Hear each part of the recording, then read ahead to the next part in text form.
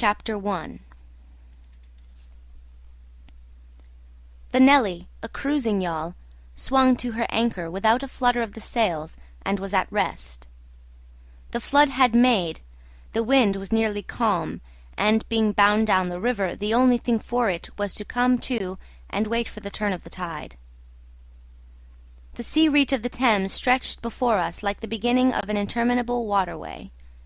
In the offing the sea and the sky were welded together without a joint, and in the luminous space the tanned sails of the barges drifting up with the tide seemed to stand still in red clusters of canvas sharply peaked, with gleams of varnished spirits.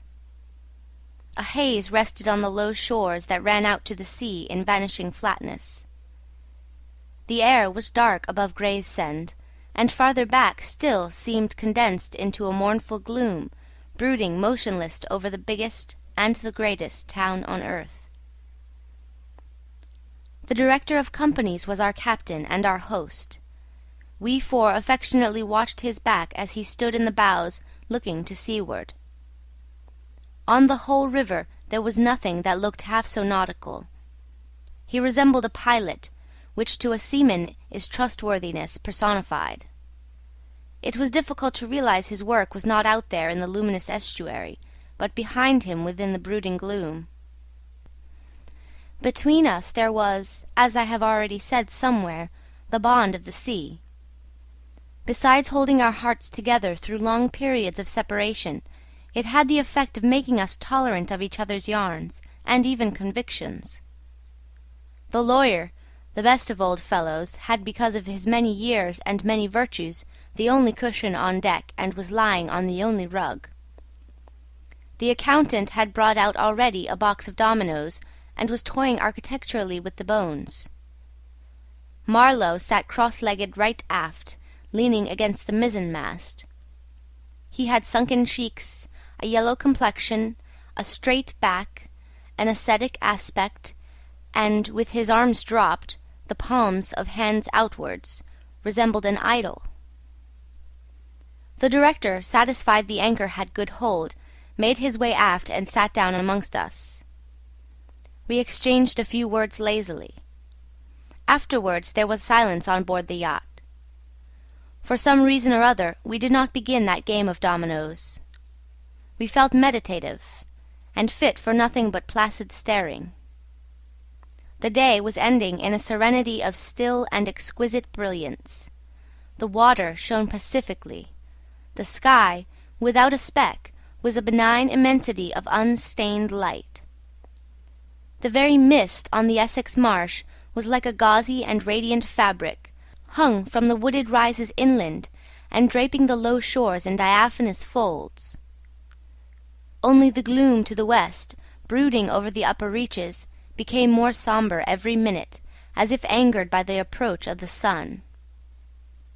And at last, in its curved and imperceptible fall, the sun sank low, and from glowing white changed to a dull red, without rays and without heat, as if about to go out suddenly, stricken to death by the touch of that gloom brooding over a crowd of men.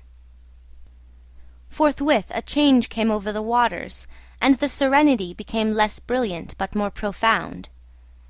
The old river in its broad reach rested unruffled at the decline of the day, after ages of good service done to the race that peopled its banks, spread out in the tranquil dignity of a waterway leading to the uttermost ends of the earth.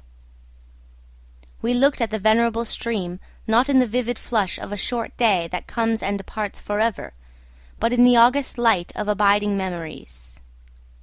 And indeed, nothing is easier for a man who has, as the phrase goes, followed the sea with reverence and affection, that to evoke the great spirit of the past upon the lower reaches of the Thames. The tidal current runs to and fro in its unceasing service, crowded with memories of men and ships it had borne to the rest of home or to the battles of the sea. It had known and served all the men of whom the nation is proud, from Sir Francis Drake to Sir John Franklin, knights all, titled and untitled, the great knights errant of the sea. It had borne all the ships whose names are like jewels flashing in the night of time, from the Golden Hind, returning with her rotund flanks full of treasure, to be visited by the Queen's Highness and thus passed out of the gigantic tale, to the Erebus and Terror, bound on other conquests, and that never returned. It had known the ships and the men. They had sailed from Deptford, from Greenwich, from Erith, the adventurers and the settlers, king's ships and the ships of men on change, captains, admirals, the dark interlopers of the Eastern trade, and the commissioned generals of East India fleets. Hunters for gold or pursuers of fame, they all had gone out on that stream, bearing the sword and often the torch, messengers of the might within the land, bearers of a spark from the sacred fire. What greatness had not floated on the ebb of that river into the mystery of an unknown earth? The dreams of men, the seed of commonwealths, the germs of empires. The sun set. The dusk fell on the stream, and lights began to appear along the shore. The Chapman lighthouse, a three-legged thing erect on a mud-flat, shone strongly. Lights of ships moved in the fairway, a great stir of lights going up and going down, and farther west, on the upper reaches, the place of the monstrous town was still marked ominously on the sky, a brooding gloom in sunshine, a lurid glare under the stars. "And this also," said Marlowe suddenly, "has been one of the dark places of the earth."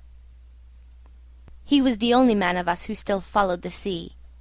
The worst that could be said of him was that he did not represent his class. He was a seaman, but he was a wanderer too, while most seamen led, if one may so express it, a sedentary life. Their minds are of the stay-at-home order, and their home is always with them, the ship. And so is their country, the sea. One ship is very much like another, and the sea is always the same. In the immutability of their surroundings the foreign shores, the foreign faces, the changing immensity of life, glide past, veiled not by a sense of mystery, but by a slightly disdainful ignorance. For there is nothing mysterious to a seaman unless it be the sea itself, which is the mistress of his existence and as inscrutable as destiny. For the rest, after his hours of work, a casual stroll or a casual spree on shore suffices to unfold for him the secret of a whole continent, and generally he finds the secret not worth knowing. The yarns of seamen have a direct simplicity, the whole meaning of which lies within the shell of a cracked nut. But Marlowe was not typical, if his propensities to spin yarns be accepted, and to him the meaning of an episode was not inside like a kernel, but outside, enveloping the tale which brought it out only as a glow brings out a haze, in the likeness of one of these misty halos that sometimes are made visible by the spectral illumination of moonshine. His remark did not seem at all surprising. It was just like Marlowe. It was accepted in silence. No one took the trouble to grunt even, and presently he said, very slow, "I was thinking of very old times, when the Romans first came here, 1900 years ago. The other day, light came out of this river since. You say nights? Yes. But it is like a running blaze on a plain, like a flash of lightning in the clouds. We live in the flicker. It may last as long as the old earth keeps rolling. But darkness was here yesterday. Imagine the feelings of a commander of a fine, what do you call 'em, trireme in the Mediterranean, ordered suddenly to the north, run overland across the Gauls in a hurry, put in charge of one of these craft, the legionaries, a wonderful lot of handy men they must have been too, used to build apparently by the hundred in a month or two, if we may believe what we read. Imagine him here, the very end of the world, a sea the colour of lead, a sky the colour of smoke. a kind of ship about as rigid as a concertina, and going up this river with shores or orders or what you like, sandbanks, marshes, forests, savages, precious little to eat fit for a civilized man, nothing but Thames water to drink. No Falernian wine here, no going ashore. Here and there a military camp lost in a wilderness, like a needle in a bundle of hay. Cold, fog, tempests, disease, exile, and death. Death skulking in the air, in the water, in the bush. They must have been dying like flies here. Oh yes, he did it. Did it very well, too, no doubt, and without thinking much about it, either, except afterwards to brag of what he had gone through in his time, perhaps.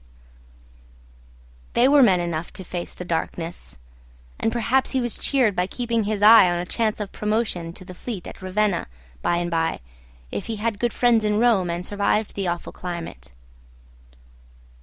Or think of a decent young citizen in a toga, perhaps too much dice, you know, coming out here in the train of some prefect or tax-gatherer or trader even to mend his fortunes. Land in a swamp, march through the woods, and in some inland post feel the savagery. The utter savagery had closed round him.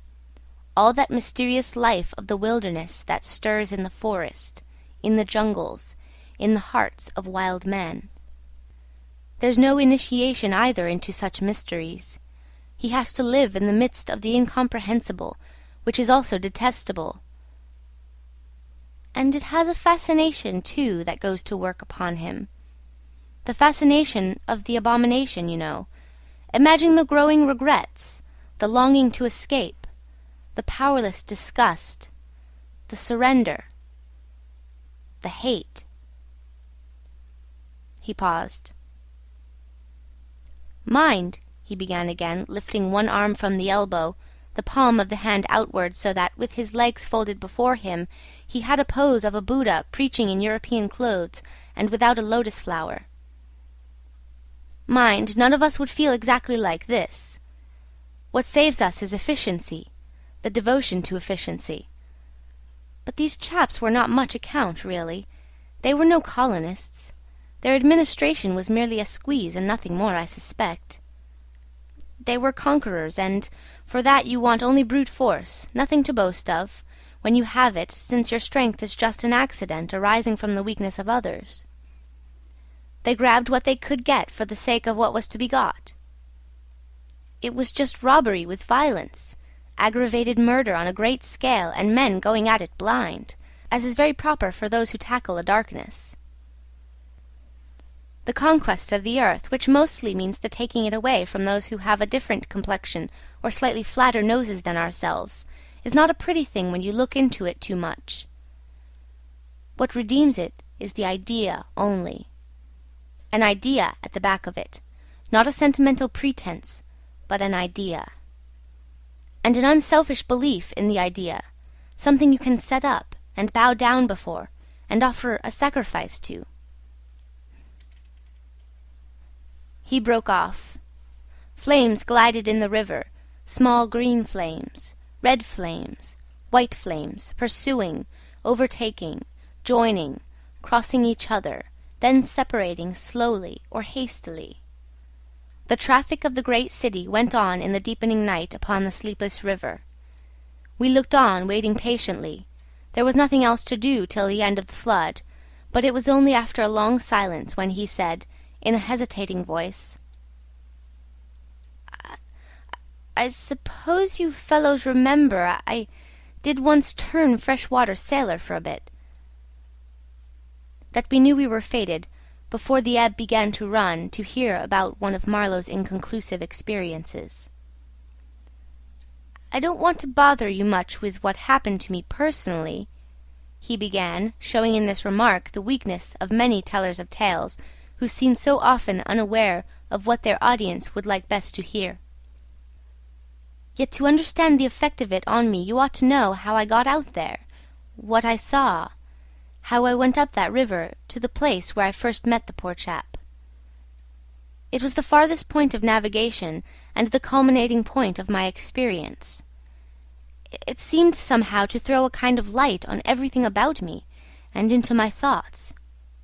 It was sombre enough, too, and pitiful, not extraordinary in any way, not very clear either. No, not very clear.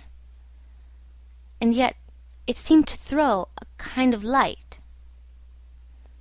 I had then, as you remember, just returned to London after a lot of Indian Ocean, Pacific, China Seas, a regular dose of the East, 6 years or so, and I was loafing about, hindering you fellows in your work and invading your homes, just as though I had got a heavenly mission to civilize you. It was very fine for a time, but after a bit I did get tired of resting. Then I began to look for a ship. I should think the hardest work on earth. But the ships wouldn't even look at me, and I got tired of that game too. Now, when I was a little chap, I had a passion for maps. I would look for hours at South America, or Africa, or Australia, and lose myself in all the glories of exploration. At that time there were many blank spaces on the earth, and when I saw one that looked particularly inviting on a map, but they all look that, I would put my finger on it and say, "When I grow up, I will go there." The North Pole was one of these places, I remember. Well, I haven't been there yet, and shall not try now. The glamour's off. Other places were scattered about the hemispheres. I have been in some of them, and, well, we won't talk about that. But there was one yet, the biggest, the most blank, so to speak, that I had a hankering after. True, by this time it was not a blank space any more. It had got filled since my boyhood, with rivers and lakes and names. It had ceased to be a blank space of delightful mystery, a white patch for a boy to dream gloriously over. It had become a place of darkness. But there was in it one river especially, a mighty big river, that you could see on the map, resembling an immense snake, uncoiled, with its head in the sea, its body at rest, curving afar over a vast country, and its tail lost in the depths of the land. And as I looked at the map of it in a shop window, it fascinated me as a snake would a bird, a silly little bird. Then I remembered there was a big concern, a company for trade on that river. Dash it all, I thought to myself, they can't trade without using some kind of craft on that lot of fresh water. Steamboats! Why shouldn't I try to get a charge of one? I went along Fleet Street, but could not shake off the idea. The snake had charmed me. You understand, it was a continental concern, that trading society. But I have a lot of relations living on the continent, because it's cheap and not so nasty as it looks, they say. I'm sorry to own I began to worry them. This was already a fresh departure for me. I was not used to get things that way, you know. I always went my own road and on my own legs where I had a mind to go. I wouldn't have believed it of myself, but then, you see, I felt somehow I must get there, by hook or by crook. So I worried them. The men said, "My dear fellow," and did nothing. Then, would you believe it, I tried the women. I, Charlie Marlowe, set the women to work, to get a job. Heavens! Well, you see, the notion drove me. I had an aunt, a dear enthusiastic soul. She wrote, "It will be delightful. I am ready to do anything for you. It is a glorious idea. I know the wife of a very high personage in the administration, and also a man who has lots of influence with, etc." She was determined to make no end of fuss to get me appointed skipper of a river steamboat, if such was my fancy. I got my appointment, of course, and I got it very quick. It appears the company had received news that one of their captains had been killed in a scuffle with the natives. This was my chance, and it made me the more anxious to go. It was only months and months afterwards, when I made the attempt to recover what was left of the body, that I heard the original quarrel arose from a misunderstanding about some hens. Yes, 2 black hens. Fresleven, that was the fellow's name, a Dane, thought himself wronged somehow in the bargain, so he went ashore and started to hammer the chief of the village with a stick. Oh, it didn't surprise me in the least to hear this, and at the same time to be told that Fresleven was the gentlest, quietest creature that ever walked on 2 legs. No doubt he was, but he had been a couple of years already out there, engaged in the noble cause, you know, and he probably felt the need at last of asserting his self-respect in some way. Therefore he whacked the old nigger mercilessly, while a big crowd of his people watched him, thunderstruck, till some man, I was told the chief's son, in desperation at hearing the old chap yell, made a tentative jab with a spear at the white man. And of course it went quite easy between the shoulder blades. Then the whole population cleared into the forest, expecting all kinds of calamities to happen, while on the other hand, the steamer Fresleven commanded left also in a bad panic, in charge of the engineer, I believe. Afterwards nobody seemed to trouble much about Fresleven's remains, till I got out and stepped into his shoes. I couldn't let it rest, though. But when an opportunity offered at last to meet my predecessor, the grass growing through his ribs was tall enough to hide his bones. They were all there. The supernatural being had not been touched after he fell, and the village was deserted, the huts gaped black, rotting, all askew within the fallen enclosures. A calamity had come to it, sure enough. The people had vanished. Mad terror had scattered them, men, women, and children, through the bush, and they had never returned. What became of the hens I don't know either. I should think the cause of progress got them, anyhow. However, through this glorious affair I got my appointment before I had fairly begun to hope for it. I flew around like mad to get ready, and before 48 hours I was crossing the Channel to show myself to my employers and to sign the contract. In a very few hours I arrived in a city that always makes me think of a whited sepulchre. Prejudice, no doubt. I had no difficulty in finding the company's offices. It was the biggest thing in the town, and everybody I met was full of it. They were going to run an oversea empire and make no end of coin by trade. A narrow and deserted street in deep shadow, high houses, innumerable windows with Venetian blinds, a dead silence, grass sprouting right and left, immense double doors standing ponderously ajar. I slipped through one of these cracks, went up a swept and ungarnished staircase, as arid as a desert, and opened the first door I came to. 2 women, one fat and the other slim, sat on straw-bottomed chairs knitting black wool. The slim one got up and walked straight at me, still knitting with downcast eyes, and only just as I began to think of getting out of her way, as you would for a somnambulist, stood still and looked up. Her dress was as plain as an umbrella cover, and she turned round without a word and preceded me into a waiting-room. I gave my name and looked about. Deal table in the middle, plain chairs all around the walls, on one end a large shining map marked with all the colours of a rainbow.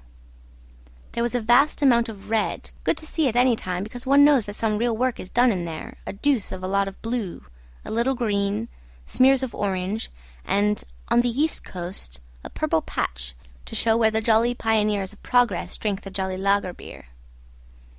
However, I wasn't going into any of these. I was going into the yellow, dead in the centre, and the river was there, fascinating, deadly, like a snake. Ugh! A door opened. A white-haired secretarial head, but wearing a compassionate expression, appeared, and a skinny forefinger beckoned me into the sanctuary. Its light was dim, and a heavy writing-desk squatted in the middle. From behind that structure came out an impression of pale plumpness in a frock coat, the great man himself. He was 5'6", I should judge, and had his grip on the handle end of ever so many millions. He shook hands, I fancy, murmured vaguely, was satisfied with my French. Bon voyage. In about 45 seconds I found myself again in the waiting-room, with the compassionate secretary, who, full of desolation and sympathy, made me sign some document. I believed I undertook, amongst other things, not to disclose any trade secrets. Well, I am not going to. I began to feel slightly uneasy. You know, I am not used to such ceremonies, and there was something ominous in the atmosphere. It was just as though I had been let into some conspiracy. I don't know, something not quite right, and I was glad to get out. In the outer room the 2 women knitted black wool feverishly. People were arriving, and the younger one was walking back and forth introducing them. The old one sat on her chair. Her flat cloth slippers were propped up on a foot-warmer, and a cat reposed on her lap. She wore a starched white affair on her head, and had a wart on one cheek, and silver-rimmed spectacles hung on the tip of her nose. She glanced at me above the glasses. The swift and indifferent placidity of that look troubled me. Two youths with foolish and cheery countenances were being piloted over, and she threw at them the same quick glance of unconcerned wisdom. She seemed to know all about them and about me, too. An eerie feeling came over me. She seemed uncanny and fateful. Often far away there I thought of these two, guarding the door of darkness, knitting black wool as for a warm pall, one introducing continuously to the unknown, the other scrutinizing the cheery and foolish faces with unconcerned old eyes. Ave, old knitter of black wool, moritui te salutant. Not many of those she looked at ever saw her again, not half by a long way. There was yet a visit to the doctor. A simple formality, assured me the secretary, with an air of taking an immense part in all my sorrows. Accordingly, a young chap wearing his hat over the left eyebrow, some clerk, I suppose, there must have been clerks in the business, though the house was as still as a house in a city of the dead, came from somewhere upstairs and led me forth. He was shabby and careless, with ink-stains on the sleeves of his jacket, and his cravat was large and billowy, under a chin shaped like the toe of an old boot. It was a little too early for the doctor, so I proposed a drink, and thereupon he developed a vein of joviality. As we sat over our vermouths, he glorified the company's business, and by I expressed casually my surprise at him not going out there. He became very cool and collected all at once. "I am not such a fool as I look," quoth Plato to his disciples, he said sententiously, emptied his glass with great resolution, and we rose. The old doctor felt my pulse, evidently thinking of something else the while. Good for there," he mumbled, and then, with a certain eagerness, asked me whether I would let him measure my head. Rather surprised, I said yes, when he produced a thing like calipers and got the dimensions, back and front and every way, taking notes carefully. He was an unshaven little man in a threadbare cloak like a gabardine, with his feet in slippers, and I thought him a harmless fool. "I always ask leave in the interests of science to measure the crania of those going out there," he said. "And when they come back too?" I asked. "Oh, I never see them," he remarked. "And moreover, the changes take place inside, you know." He smiled, as if at some quiet joke. "So you are going out there? Famous. Interesting, too." He gave me a searching glance, and made another note. "Ever any madness in your family?" he asked in a matter-of-fact tone. I felt very annoyed. "Is that question in the interests of science, too?" "It would be," he said, without taking any notice of my irritation, "interesting for science to watch the mental changes of individuals on the spot, but—" "Are you an alienist?" I interrupted. "Every doctor should be, a little," answered that original imperturbably. "I have a little theory which you messieurs who go out there must help me to prove. This is my share in the advantages my country shall reap from the possession of such a magnificent dependency. The mere wealth I leave to others. Pardon my questions, but you are the first Englishman coming under my observation." I hastened to assure him I was not in the least typical. "If I were," said I wouldn't be talking like this with you." "What you say is rather profound and probably erroneous," he said with a laugh. "Avoid irritation more than exposure to the sun. Adieu. How do you English say, eh? Goodbye. Ah, goodbye. Adieu.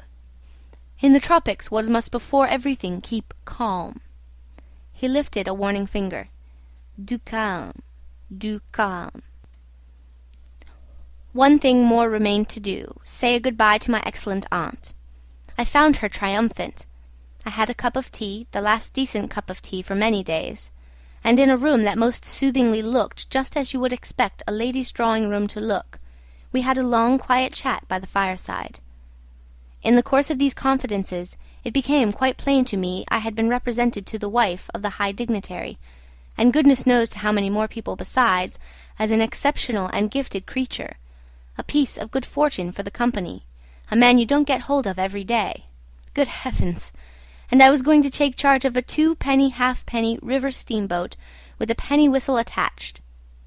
It appeared, however, I was also one of the workers, with a capital, you know. Something like an emissary of light, something like a lower sort of apostle. There had been a lot of such rot let loose in print and talk just about that time, and the excellent woman, living right in the rush of all that humbug, got carried off her feet. She talked about weaning those ignorant millions from their horrid ways, till, upon my word, she made me quite uncomfortable. I ventured to hint that the company was run for profit. "You forget, dear Charlie, that the labourer is worthy of his hire," she said brightly. "It's queer how out of touch with truth women are. They live in a world of their own, and there has never been anything like it, and never can be. It is too beautiful altogether, and if they were to set it up it would go to pieces before the first sunset. Some confounded fact we men have been living contentedly with ever since the day of creation would start up and knock the whole thing over." After this I got embraced, told to wear flannel, be sure to write often, and so on, and I left. In the street, I don't know why, a queer feeling came to me that I was an impostor. Odd thing that I, who used to clear out for any part of the world at 24 hours' notice, with less thought than most men give to the crossing of a street, had a moment, I won't say of hesitation, but of startled pause before this commonplace affair. The best way I can explain it to you is by saying that, for a second or two, I felt as though, instead of going to the centre of a continent, I were about to set off for the centre of the earth. I left in a French steamer, and she called in every blamed port they have out there, for as far as I could see, the sole purpose of landing soldiers and custom-house officers. I watched the coast. Watching a coast as it slips by the ship is like thinking about an enigma. There it is, before you, smiling, frowning, inviting, grand, mean, insipid, or savage, and always mute with an air of whispering, "Come and find out." This one was almost featureless, as if still in the making, with an aspect of monotonous grimness. The edge of a colossal jungle, so dark green as to be almost black, fringed with white surf, ran straight like a ruled line, far, far away along a blue sea whose glitter was blurred by a creeping mist. The sun was fierce. The land seemed to glisten and drip with steam. Here and there greyish, whitish specks showed up clustered inside the white surf, with a flag flying above them perhaps. Settlements some centuries old, and still no bigger than pinheads on the untouched expanse of their background. We pounded along, stopped, landed soldiers, went on, landed customs-house clerks to levy toll in what looked like a god-forsaken wilderness, with a tin shed and a flagpole lost in it, landed more soldiers to take care of the custom-house clerks, presumably. Some, I heard, got drowned in the surf, but whether they did or not, nobody seemed particularly to care. They were just flung out there, and on we went. Every day the coast looked the same, as though we had not moved, but we passed various places, trading places with names like Gran, Bassam, Little Popo, names that seemed to belong to some sordid farce acted in front of a sinister black cloth. The idleness of a passenger, my isolation amongst all these men with whom I had no point of contact, the oily languid sea, the uniform sombreness of the coast seemed to keep me away from the truth of things, within the toll of a mournful and senseless delusion. The voice of the surf heard now and then was a positive pleasure, like that speech of a brother. It was something natural, that had its reason, that had a meaning. Now and then a boat from the shore gave one a momentary contact with reality. It was paddled by blackfellows. You could see from afar the white of their eyeballs glistening. They shouted, sang. Their bodies streamed with perspiration. They had faces like grotesque masks, these chaps. But they had bone, muscle, a wild vitality, an intense energy of movement that was as natural and true as the surf along their coast. They wanted no excuse for being there. They were a great comfort to look at. For a time I would feel I belonged still to the world of straightforward facts. But the feeling would not last long. Something would turn up to scare it away. Once, I remember, we came upon a man-of-war anchored off the coast. There wasn't even a shed there, and she was shelling the bush. It appears the French had one of their wars going on thereabouts. Her ensign dropped limp like a rag. The muzzles of the long 6-inch guns stuck out all over the low hull. The greasy, slimy swell swung her up lazily and let her down, swaying her thin masts. In the empty immensity of earth, sky, and water, there she was, incomprehensible, firing into a continent. Pop would go one of the 6-inch guns. A small flame would dart and vanish. A little white smoke would disappear. A tiny projectile would give a feeble screech, and nothing happened. Nothing could happen. There was a touch of insanity in the proceeding, a sense of lugubrious drollery in the sight, and it was not dissipated by somebody on board assuring me earnestly there was a camp of natives. He called them enemies, hidden out of sight somewhere. We gave her her letters. I heard the men in that lonely ship were dying of fever at the rate of 3 a day, and went on. We called at some more places with farcical names, where the merry dance of death and trade goes on in a still and earthy atmosphere as of an overheated catacomb. All along the formless coast, bordered by dangerous surf, as if nature herself had tried to ward off intruders. In and out of rivers, streams of death in life, whose banks were rotting into mud, whose waters, thickened into slime, invaded the contorted mangroves that seemed to writhe at us in the extremity of an impotent despair. Nowhere did we stop long enough to get a particularized impression, but the general sense of vague and oppressive wonder grew upon me. It was like a weary pilgrimage amongst hints for nightmares. It was upward of 30 days before I saw the mouth of the big river. We anchored off the seat of the government. But my work would not begin till some 200 miles further on, so as soon as I could I made a start for a place 30 miles higher up. I had my passage on a little sea-going steamer. Her captain was a Swede, and knowing me for a seaman, invited me on the bridge. He was a young man, lean, fair, and morose, with lanky hair and a shuffling gait. As we left the miserable little wharf, he tossed his head contemptuously at the shore. "Been living there?" he asked. I said, "Yes." "Fine lot these government chaps, are they not?" he went on, speaking English with great precision and considerable bitterness. "It is funny what some people will do for a few francs a month. I wonder what becomes of that kind when it goes up country." I said to him I expected to see that soon. "So, oh," he exclaimed. He shuffled athwart, keeping one eye ahead vigilantly. "Don't be too sure," he continued. "The other day I took up a man who hanged himself on the road. He was a Swede too." "Hanged himself? Why, in God's name?" I cried. He kept on looking out watchfully. "Who knows? The sun too much for him, or the country perhaps." At last we opened a reach.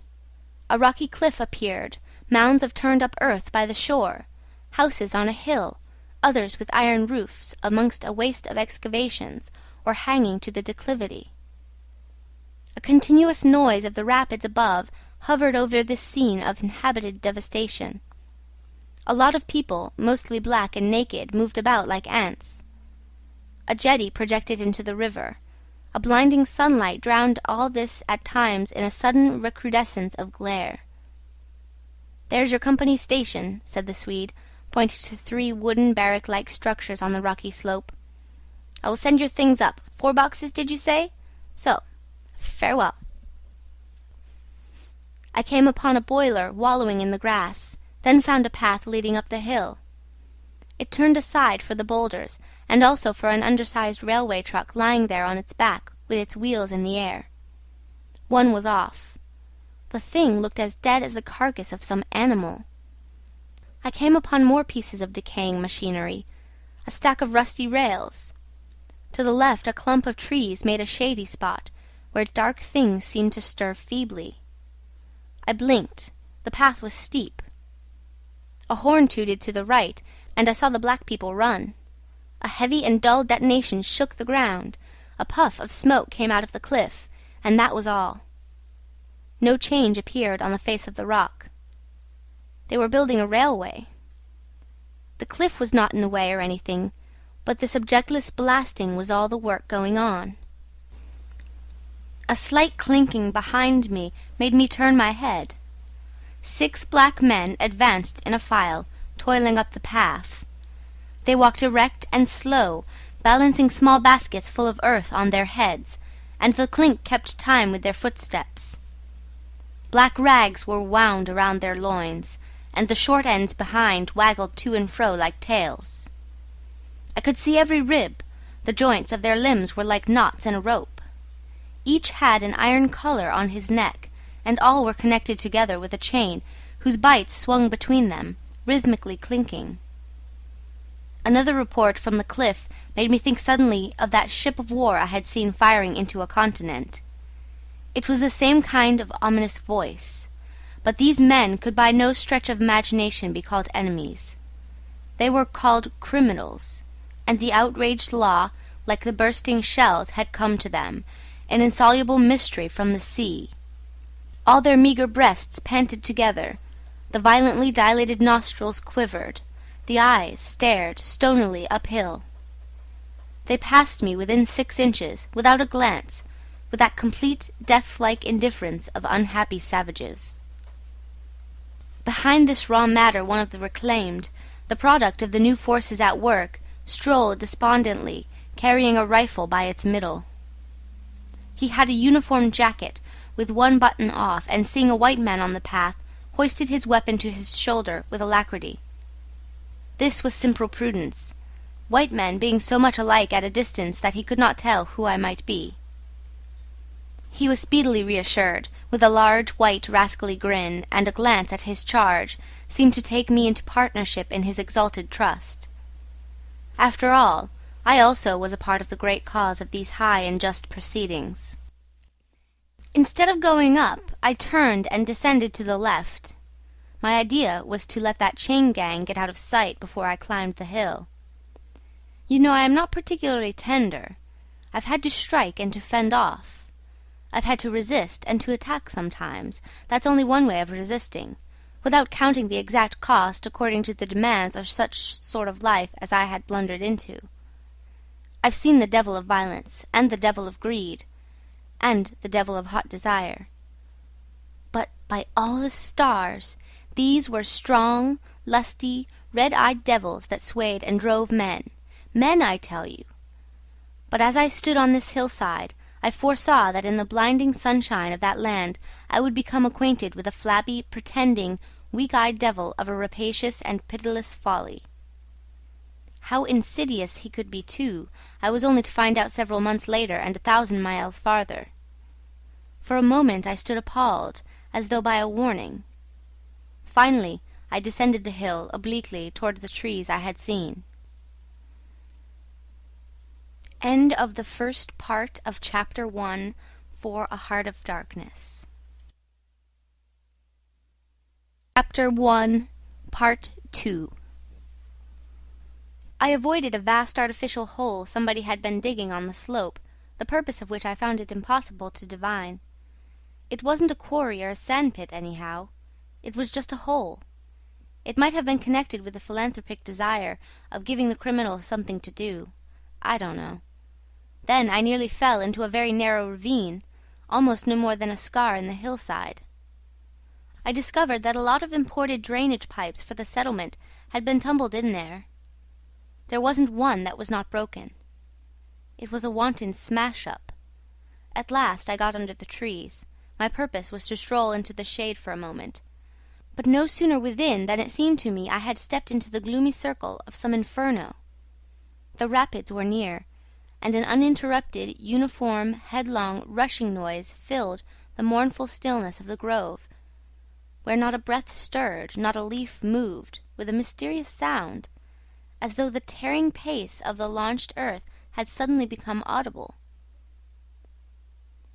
Black shapes crouched, sat between the trees, leaning against the trunks, clinging to the earth, half coming out, half effaced within the dim light, in all the attitudes of pain, abandonment, and despair. Another mine on the cliff went off, followed by a slight shudder of the soil under my feet. The work was going on. The work! And this was the place where some of the helpers had withdrawn to die. They were dying slowly, it was very clear. They were not enemies, they were not criminals. They were nothing earthly now, nothing but black shadows of disease and starvation lying confusedly in the greenish gloom, brought from all the recesses of the coast in all the legality of time contracts, lost in uncongenial surroundings, fed on unfamiliar food. They sickened, became inefficient, and were then allowed to crawl away and rest. These moribund shapes were free as air, and nearly as thin. I began to distinguish the gleam of the eyes under the trees. Then, glancing down, I saw a face near my hand. The black bones reclined at full length with one shoulder against the tree, and slowly the eyelids rose and the sunken eyes looked up at me, enormous and vacant, a kind of blind, white flicker in the depths of the orbs, which died out slowly. The man seemed young, almost a boy, but you know with them it's hard to tell. I found nothing else to do but to offer him one of my good Swede's ship biscuits I had in my pocket. The fingers closed slowly on it and held. There was no other movement, and no other glance. He had tied a bit of white worsted around his neck. Why? Where did he get it? Was it a badge, an ornament, a charm, a propitiatory act? Was there any idea at all connected with it? It looked startling round his black neck, this bit of white thread from beyond the seas. Near the same tree, 2 more bundles of acute angle sat with their legs drawn up. One, with his chin propped on his knees, stared at nothing, in an intolerable and appalling manner. His brother phantom rested its forehead as if overcome with a great weariness, and all about others were scattered in every pose of contorted collapse, as in some picture of a massacre or a pestilence. While I stood horror-struck, one of these creatures rose to his hands and knees and went off on all fours towards the river to drink. He lapped out of his hand, then sat up in the sunlight, crossing his shins in front of him, and after a time let his woolly head fall on his breastbone. I didn't want any more loitering in the shade, and I made haste toward the station. When near the buildings I met a white man, in such an unexpected elegance of get-up that in the first moment I took him for a sort of vision. I saw a high, starched collar, white cuffs, a light alpaca jacket, snowy trousers, a clean necktie, and varnished boots. No hat. Hair parted, brushed, oiled, under a green-lined parasol held in a big white hand. He was amazing, and had a penholder behind his ear. I shook hands with this miracle, and I learned that he was the company's chief accountant, and that all the bookkeeping was done at this station. He had come out for a moment, he said, to get a breath of fresh air. The expression sounded wonderfully odd, with its suggestion of sedentary desk life. I wouldn't have mentioned the fellow to you at all, only it was from his lips that I first heard the name of the man who was so indissolubly connected with the memories of that time. Moreover, I respected the fellow. Yes, I respected his collars, his vast cuffs, his brushed hair. His appearance was certainly that of a hairdresser's dummy, but in the great demoralization of the land he kept up his appearance. That's backbone. His starched collars and got-up shirt fronts were achievements of character. He had been out nearly 3 years, and, later, I could not help asking him how he managed to sport such linen. He had just the faintest blush, and said modestly, "I've been teaching one of the native women about the station. It was difficult. She had a distaste for the work." Thus this man had verily accomplished something, and he was devoted to his books, which were in apple-pie order. Everything else in the station was in a muddle. Heads, things, buildings. Strings of dusty niggers with splay feet arrived and departed. A stream of manufactured goods, rubbishy cottons, beads, and brass wire set into the depths of darkness, and in return came a precious trickle of ivory. I had to wait in the station for 10 days. An eternity! I lived in a hut in the yard, but to be out of the chaos I would sometimes get into the accountant's office. It was built out of horizontal planks, and so badly put together that as he bent over his high desk he was barred from neck to heels with narrow strips of sunlight. There was no need to open the big shutter to see. It was hot there, too. Big flies buzzed fiendishly and did not sting, but stabbed. I sat generally on the floor, while of faultless appearance, and even slightly scented, perching on a high stool, he wrote. Sometimes he stood up for exercise. When a truckle bed with a sick man, some invalid agent from up country, was put in there, he exhibited a gentle annoyance. "The groans of this sick person," he said, "distract my attention, and without that it is extremely difficult to guard against clerical errors in this climate." One day he remarked, without lifting his head, "In the interior you will no doubt meet Mr. Kurtz." On my asking who Mr. Kurtz was, he said he was a first-class agent; and seeing my disappointment at this information, he added slowly, laying down his pen, "He is a very remarkable person." Further questions elicited from him that Mr. Kurtz was at present in charge of a trading post, a very important one, in the true ivory country, at the very bottom of there. Sends in as much ivory as all the others put together. He began to write again. The sick man was too ill to groan. The flies buzzed in a great peace. Suddenly there was a growing murmur of voices and a great tramping of feet. A caravan had come in. A violent babble of uncouth sounds burst out on the other side of the planks.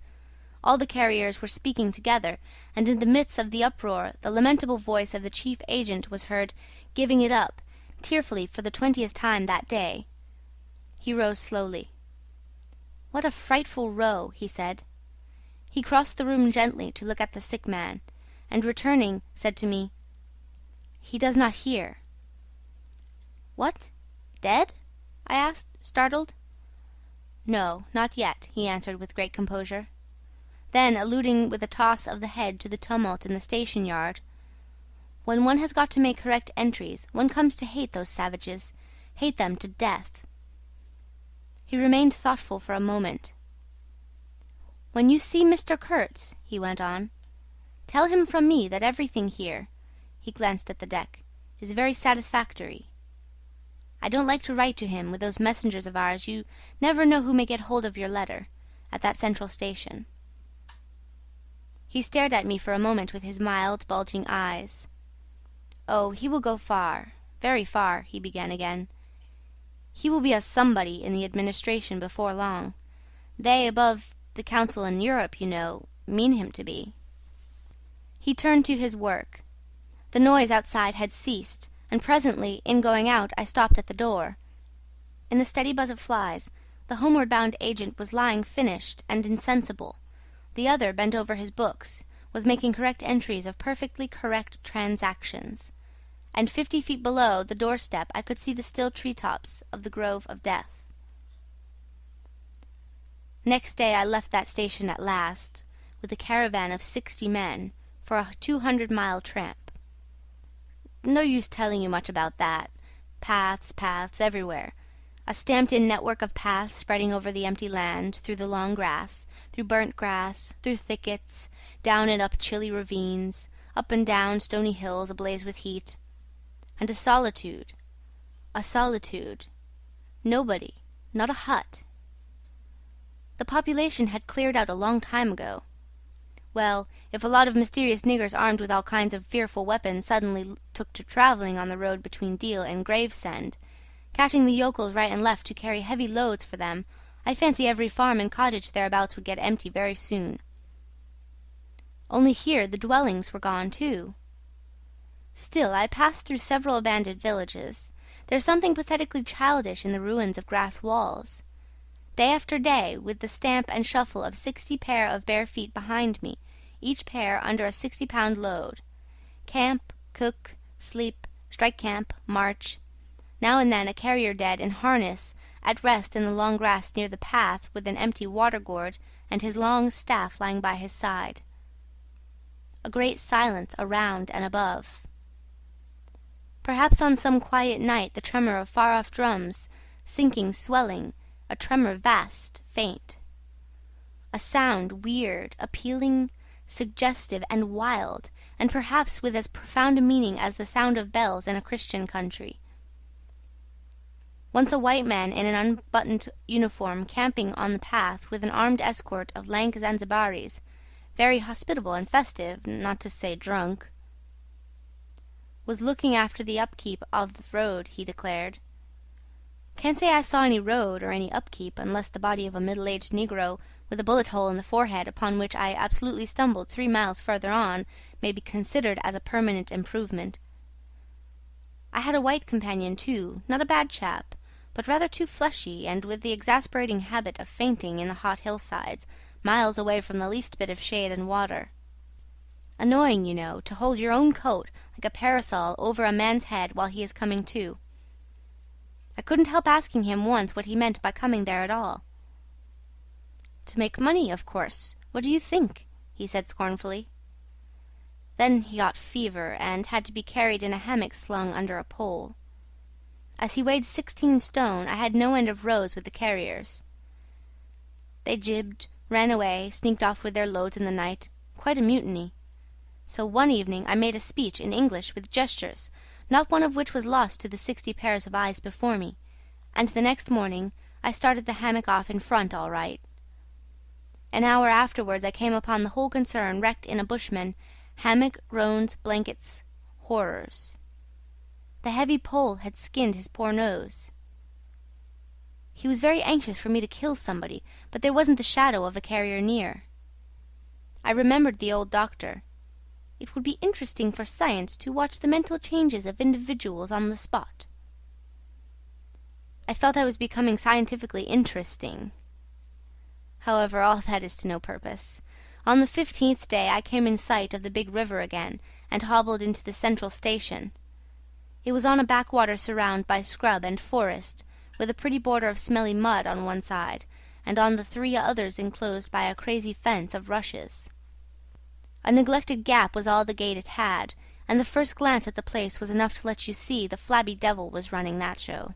White men with long staves in their hands appeared languidly from amongst the buildings, strolling up to take a look at me, and then retired out of sight somewhere.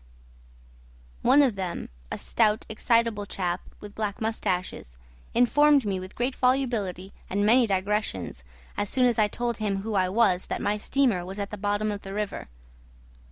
I was thunderstruck. What? How? Why? Oh, it was all right. The manager himself was there, all quite correct. Everybody had behaved splendidly, splendidly. You must, he said in agitation, go and see the general manager at once. He is waiting. I did not see the real significance of that wreck at once. I fancy I see it now, but I am not sure, not at all. Certainly the affair was too stupid, when I think of it, to be altogether natural. Still, but at the moment it presented itself simply as a confounded nuisance. The steamer was sunk. They had started 2 days before in a sudden hurry up the river with the manager on board, in charge of some volunteer skipper, and before they had been out 3 hours they tore the bottom out of her on stones, and she sank near the south bank. I asked myself what I was to do there, now my boat was lost.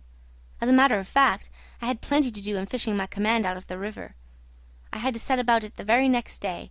That, and the repairs when I brought the pieces to the station, took some months. My first interview with the manager was curious. He did not ask me to sit down after my 20-mile walk that morning. He was commonplace in complexion, in features, in manners, and in voice. He was of middle size and of ordinary build.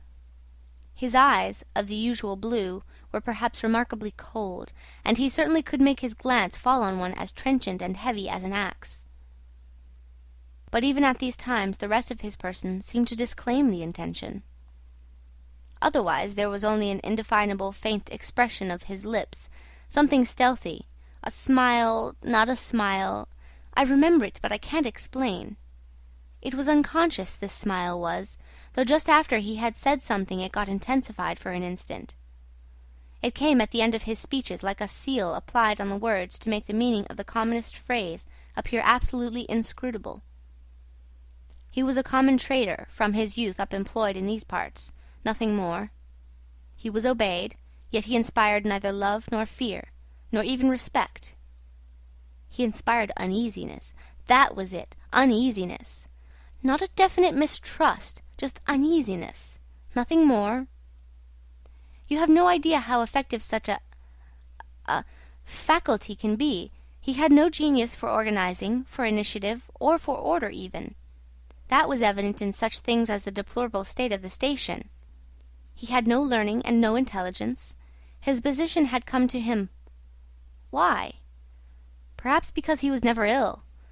He had served 3 terms of 3 years out there, because triumphant health in the general rout of constitutions is a kind of power in itself.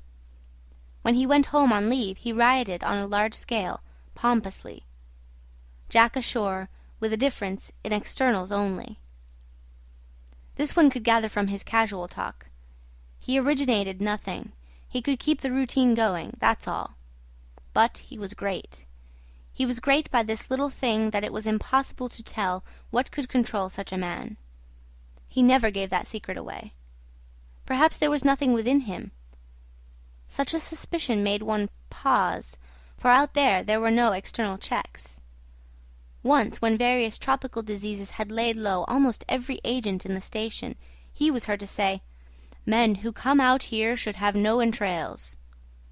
He sealed the utterance with that smile of his, as though it had been a door opening into a darkness he had in his keeping. You fancy you had seen things, but the seal was on. When annoyed at meal-times by the constant quarrels of the white men about precedence, he ordered an immense round table to be made, for which a special house had to be built. This was the station's mess-room. Where he sat was the first place, the rest were nowhere. One felt this to be his unalterable conviction. He was neither civil nor uncivil. He was quiet. He allowed his boy, an overfed young negro from the coast, to treat the white men under his very eyes with provoking insolence. He began to speak as soon as he saw me. I had been very long on the road. He could not wait. He had to start without me. The upriver stations had to be relieved. There had been so many delays already that he did not know who was dead and who was alive, and how they got on, and so on, and so on. He paid no attention to my explanations, and playing with a stick of sealing-wax, repeated several times that the situation was very grave, very grave. There were rumours that a very important station was in jeopardy, and its chief, Mr. Kurtz, was ill. He hoped it was not true. Mr. Kurtz was... I felt weary and irritable. Hang Kurtz, I thought. I interrupted him by saying I had heard of Mr. Kurtz on the coast. "Ah, so they talk of him down there," he murmured to himself. Then he began again, assuring me Mr. Kurtz was the best agent he had, an exceptional man, of the greatest importance to the company. Therefore I could understand his anxiety. He was, he said, very, very uneasy. Certainly he fidgeted on his chair a good deal, exclaimed, "Ah, Mr. Kurtz!" broke the stick of sealing-wax and seemed dumbfounded by the accident. Next thing he wanted to know how long it would take to... I interrupted him again. Being hungry, you know, and kept on my feet too. I was getting savage. "How can I tell?" I said. "I haven't even seen the wreck yet, some months no doubt. All this talk seemed to me so futile." "Some months," he said. "Well, let us say 3 months before we can make a start. Yes, that ought to do the affair." I flung out of his hut. He lived all alone in a clay hut with a sort of veranda, muttering to myself my opinion of him. He was a chattering idiot. Afterwards I took it back when I was borne in upon me startlingly with what extreme nicety he had estimated the time requisite for the affair. I went to work the next day, turning, so to speak, my back on that station.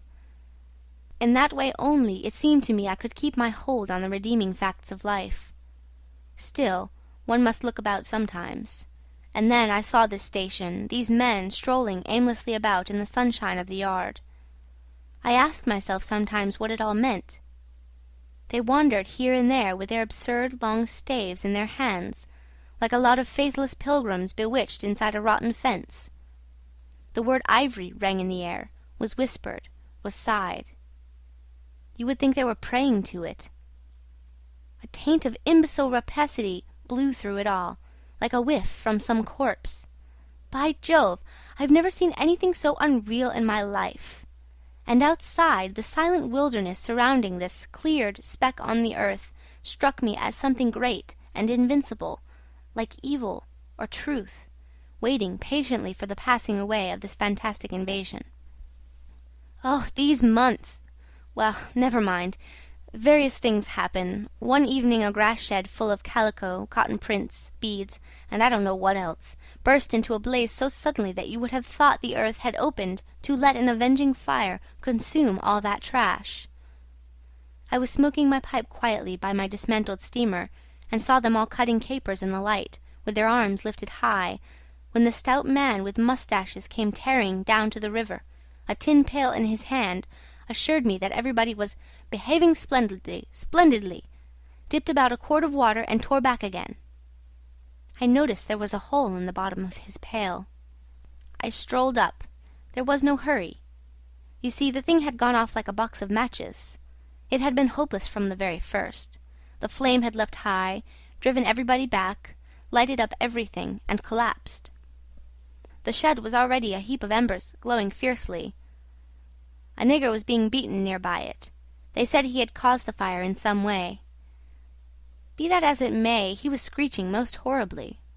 I saw him later, for several days, sitting in a bit of shade, looking very sick and trying to recover himself. Afterwards he arose and went out, and the wilderness without a sound took him into its bosom again. As I approached the glow from the dark, I found myself at the back of two men, talking. I heard the name of Kurtz pronounced, then the words, "Take advantage of this unfortunate accident." One of the men was the manager. I wished him a good evening. "Did you ever see anything like it, eh? It is incredible," he said, and walked off. The other man remained. He was a first-class agent, young, gentlemanly, a bit reserved, with a forked little beard and a hooked nose. He was standoffish with the other agents, and they, on their side, said he was the manager's spy upon them. As to me, I had hardly ever spoken to him before. We got into talk, and by we strolled away from the hissing ruins. Then he asked me to his room, which was in the main building of the station. He struck a match, and I perceived that this young aristocrat had not only a silver-mounted dressing-case, but also a whole candle all to himself. Just at that time the manager was the only man supposed to have any right to candles. Native mats covered the clay walls, a collection of spears, assegais, shields, knives was hung up in trophies. The business entrusted to this fellow was the making of bricks, so I had been informed. But there wasn't a fragment of a brick anywhere in the station, and he had been there more than a year, waiting. It seems he could not make bricks without something, I don't know what, straw maybe? Anyway, it could not be found there, and as it was not likely to be sent from Europe, it did not appear clear to me what he was waiting for. An act of special creation, perhaps. However, they were all waiting, all the 16 or 20 pilgrims of them, for something. And upon my word, it did not seem an uncongenial occupation from the way they took it, though the only thing that ever came to them was disease, as far as I could see. They beguiled the time by backbiting and intriguing against each other in a foolish kind of way. There was an air of plotting about that station, but nothing came of it, of course. It was as unreal as everything else, as the philanthropic pretense of the whole concern, as their talk, as their government, as their show of work. The only real feeling was a desire to get appointed to a trading post where ivory was to be had, so that they could earn percentages. They intrigued and slandered and hated each other only on that account, But as to actually lifting a little finger, oh no! By heavens, there is something after all in the world allowing one man to steal a horse while another must not look at a halter. Steal a horse straight out. Very well, he has done it. Perhaps he can ride. But there is a way of looking at a halter that would provoke the most charitable of saints into a kick. I had no idea why he wanted to be sociable, but as we chatted in there it suddenly occurred to me the fellow was trying to get at something. In fact, pumping me. He alluded constantly to Europe, to the people I was supposed to know there, putting leading questions as to my acquaintances in the sepulchral city, and so on. His little eyes glittered like mica discs with curiosity, though he tried to keep up a bit of superciliousness. At first I was astonished, but very soon I became awfully curious to see what he would find out from me.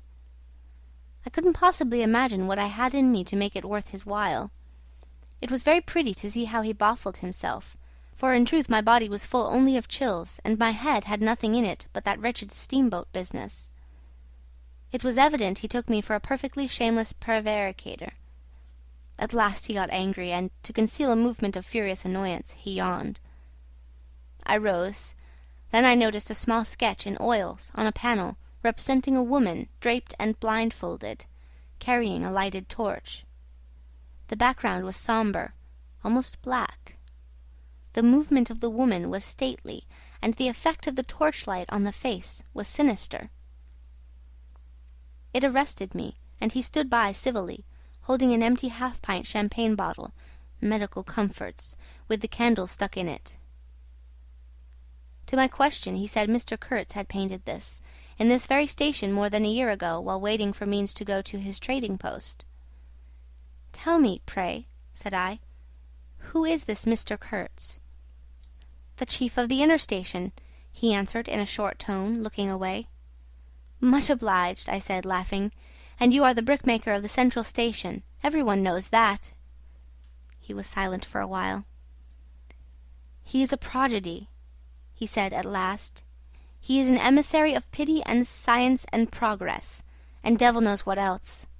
We want," he began to declaim suddenly, "for the guidance of the cause entrusted to us by Europe, so to speak, higher intelligence, wide sympathies, a singleness of purpose." "Who says that?" I asked. "Lots of them," he replied. "Some even write that. And so he comes here, a special being, as you ought to know." "Why ought I to know?" I interrupted, really surprised. He paid no attention. "Yes, today he is chief of the best station. Next year he will be assistant manager. 2 years more and... But I dare say you know what he will be in 2 years' time. You are of the new gang, the gang of virtue. The same people who sent him specially also recommended you. Oh, don't say no. I've my own eyes to trust." Light dawned upon me. My dear aunt's influential acquaintances were producing an unexpected effect on that young man. I nearly burst into a laugh. "Do you read the company's confidential correspondence?" I asked. He hadn't a word to say. It was great fun. "When Mr. Kurtz," I continued severely, "is general manager, you won't have the opportunity." He blew the candle out suddenly, and we went outside. The moon had risen. Black figures strolled about listlessly, pouring water on the glow, whence proceeded a sound of hissing. Steam ascended in the moonlight. The beaten nigger groaned somewhere. "What a row the brute makes!" said the indefatigable man with the moustaches, appearing near us. "Serve him right. Transgression, punishment, bang. Pitiless, pitiless. That's the only way. This will prevent all conflagrations for the future. I was just telling the manager..." He noticed my companion and became crestfallen all at once. "Not in bed yet," he said with a kind of servile heartiness. "It's so natural. Ha! Danger, agitation." He vanished. I went on to the riverside, and the other followed me. I heard a scathing murmur at my ear. "Heap of muffs! Go to!" The pilgrims could be seen in knots, gesticulating, discussing. Several had still their staves in their hands. I verily believe they took these sticks to bed with them. Beyond the fence the forest stood up spectrally in the moonlight, and through that dim stir, through the faint sounds of that lamentable courtyard, the silence of the land went home to one's very heart. Its mystery, its greatness, the amazing reality of its concealed life. The hurt nigger moaned feebly somewhere near by, and then fetched a deep sigh that made me mend my pace away from there. I felt a hand introducing itself under my arm. "My dear sir," said the fellow, "I don't want to be misunderstood, and especially by you, who will see Mr. Kurtz long before I can have that pleasure. I wouldn't like him to get a false idea of my disposition." I let him run on, this papier-mâché Mephistopheles, and it seemed to me that if I tried I could poke my forefinger through him, and would find nothing inside but a little loose dirt, maybe. He, you don't see, had been planning to be assistant manager by and by under the present man, and I could see that the coming of that Kurtz had upset them both not a little. He talked precipitately, and I did not try to stop him. I had my shoulders against the wreck of my steamer, hauled up on the slope like a carcass of some big river animal. The smell of mud, of primeval mud, by Jove, was in my nostrils. The high stillness of primeval forest was before my eyes. There were shiny patches on the black creek. The moon had spread over everything a thin layer of silver, over the rank grass, over the mud, upon the wall of matted vegetation standing higher than the wall of a temple. Over the great river I could see through a sombre gap, glittering as it flowed broadly by without a murmur. All this was great, expectant, mute, while the man jabbered about himself. I wondered whether the stillness on the face of the immensity looking at us two were meant as an appeal or as a menace. What were we who had strayed in here? Could we handle that dumb thing, or would it handle us?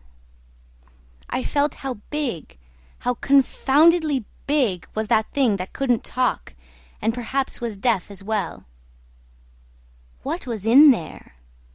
I could see a little ivory coming out from there, and I had heard Mr. Kurtz was in there. I had heard enough about it, too, God knows, yet somehow it didn't bring any image with it, no more than if I had been told an angel or a fiend was in there. I believed it in the same way one of you might believe there are inhabitants on the planet Mars. I knew once a Scotch sailmaker who was certain, dead sure, there were people in Mars. If you asked him for some idea how they looked and behaved, he would get shy and mutter something about walking on all fours. If you as much as smiled, he would, though a man of 60, offer to fight you. I would not have gone so far as to fight for Kurtz, but I went for him near enough to a lie. You know I hate, detest, I can't bear a lie, not because I am straighter than the rest of us, but simply because it appalls me. There is a taint of death, a flavour of mortality in lies, which is exactly what I hate and detest in the world, what I want to forget. It makes me miserable and sick, like biting something rotten would do. Temperament, I suppose. Well, I went near enough to it by letting the young fool there believe anything he liked to imagine as to my influence in Europe. I became in an instant as much of a pretence as the rest of the bewitched pilgrims. This simply because I had a notion it somehow would be of help to that Kurtz, whom at the time I did not see, you understand. He was just a word for me. I did not see the man in the name any more than you do. Do you see him? Do you see the story? Do you see anything? It seems to me I am trying to tell you a dream, making a vain attempt because no relation of a dream can convey the dream sensation, that commingling of absurdity, surprise, and bewilderment in a tremor of struggling revolt, that notion of being captured by the incredible which is of the very essence of dreams. He was silent for a while. No, it is impossible. It is impossible to convey the life sensation of any given epoch of one's existence, that which makes its truth, its meaning, its subtle and penetrating essence. It is impossible. We live as we dream, alone. He paused again, as if reflecting, then added, Of course, in this you fellows see more than I could then. You see me, whom you know." It had become so pitch dark that we listeners could hardly see one another.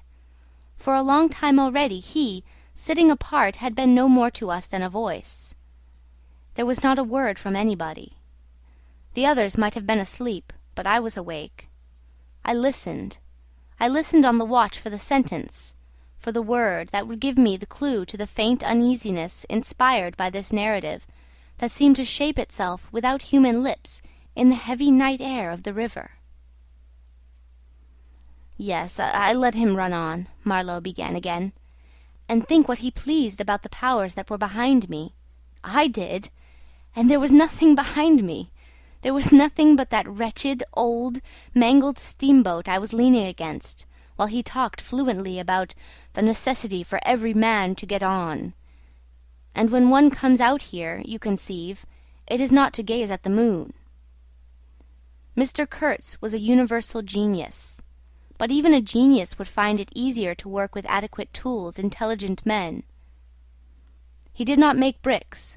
Why, there was a physical impossibility in the way, as I was well aware, and if he did secretarial work for the manager, it was because no sensible man rejects wantonly the confidence of his superiors. Did I see it? I saw it. What more did I want? What I really wanted was rivets, by heaven, rivets! To get on with the work, to stop the hole. Rivets I wanted. There were cases of them down at the coast, cases, piled up, burst, split. You kicked a loose rivet at every second step in that station yard on the hillside. Rivets had rolled into the grove of death. You could fill your pockets with rivets for the trouble of stooping down, and there wasn't one rivet to be found where it was wanted. We had plates that would do, but nothing to fasten them with. And every week the messenger, a long negro, letter-bag on shoulder and staff in hand, left our station for the coast.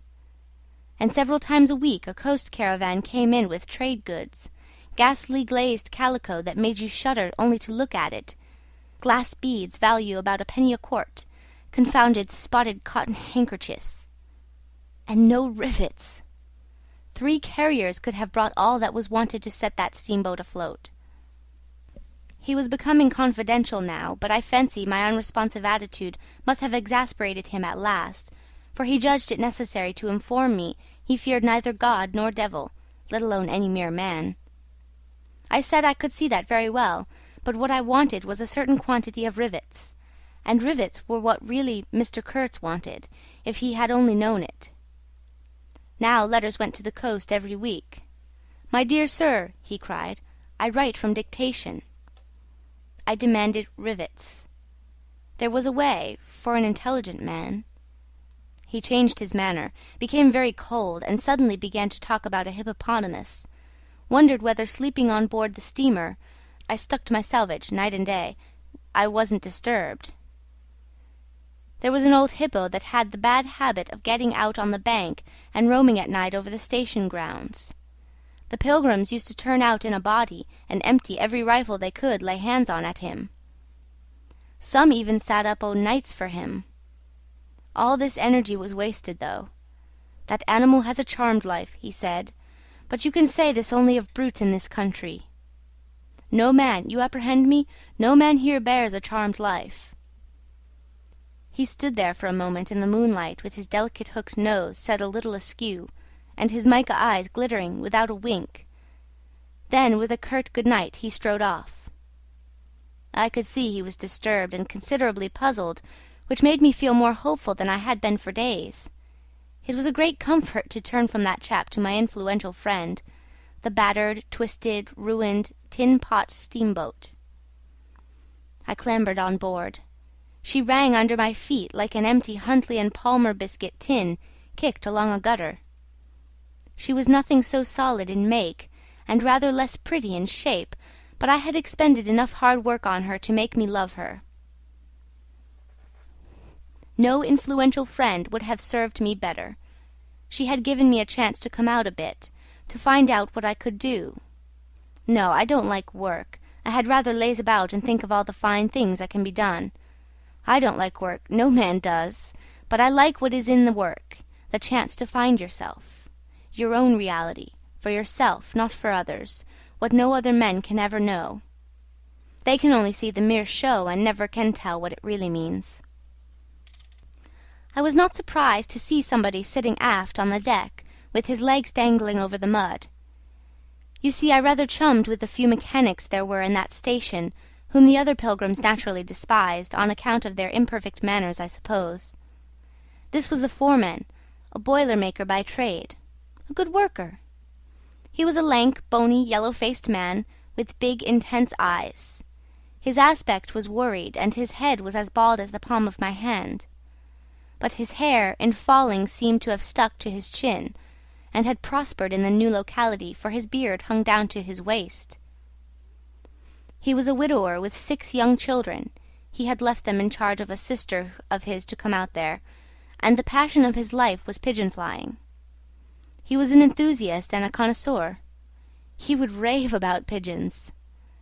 After work hours he used sometimes to come over from his hut for a talk about his children and his pigeons.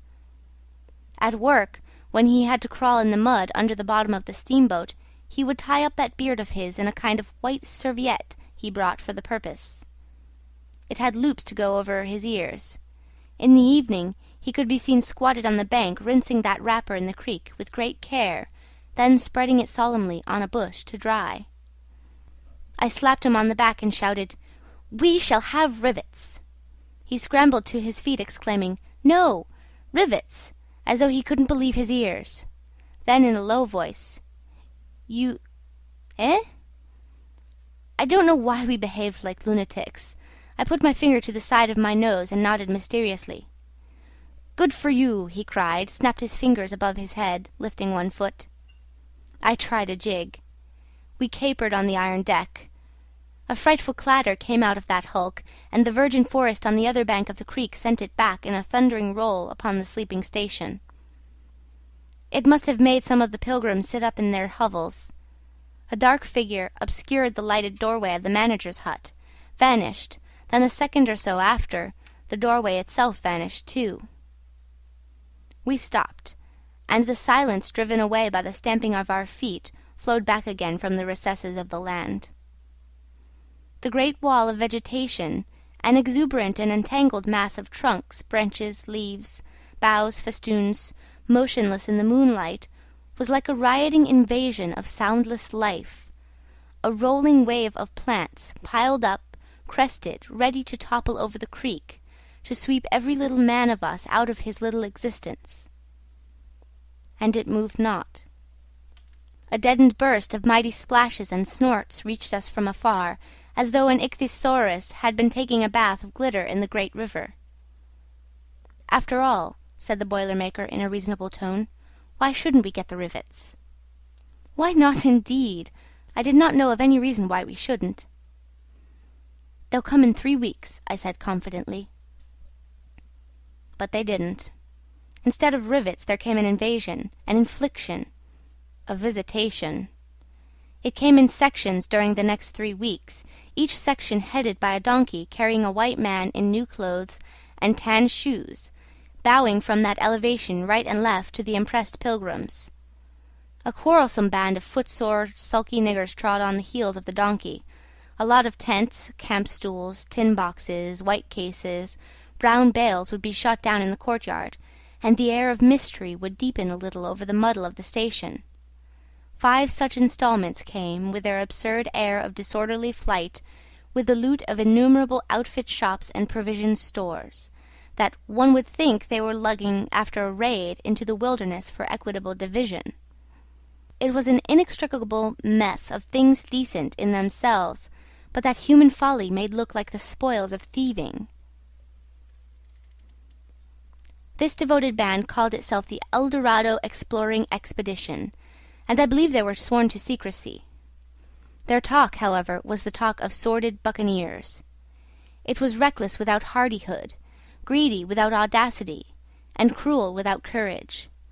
There was not an atom of foresight or of serious intention in the whole batch of them, and they did not seem aware these things are wanted for the work of the world. To tear treasure out of the bowels of the land was their desire, with no more moral purpose at the back of it than there is in burglars breaking into a safe. Who paid the expenses of the noble enterprise, I don't know, but the uncle of our manager was leader of that lot.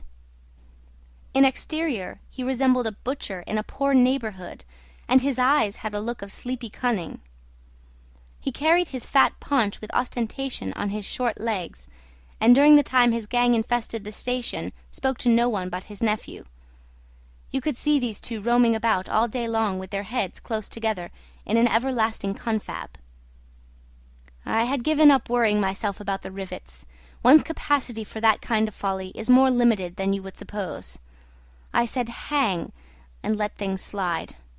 I had plenty of time for meditation, and now and then I would give some thought to Kurtz. I wasn't very interested in him. No. Still, I was curious to see whether this man, who had come out equipped with moral ideas of some sort, would climb to the top after all, and how he would set about his work when there. Chapter 2, Part 1. One evening, as I was lying flat on the deck of my steamboat, I heard voices approaching, and there were the nephew and the uncle strolling along the bank. I laid my head on my arm again, and had nearly lost myself in a doze, when somebody said in my ear, as it were, "I am as harmless as a little child, but I don't like to be dictated to. Am I the manager, or am I not?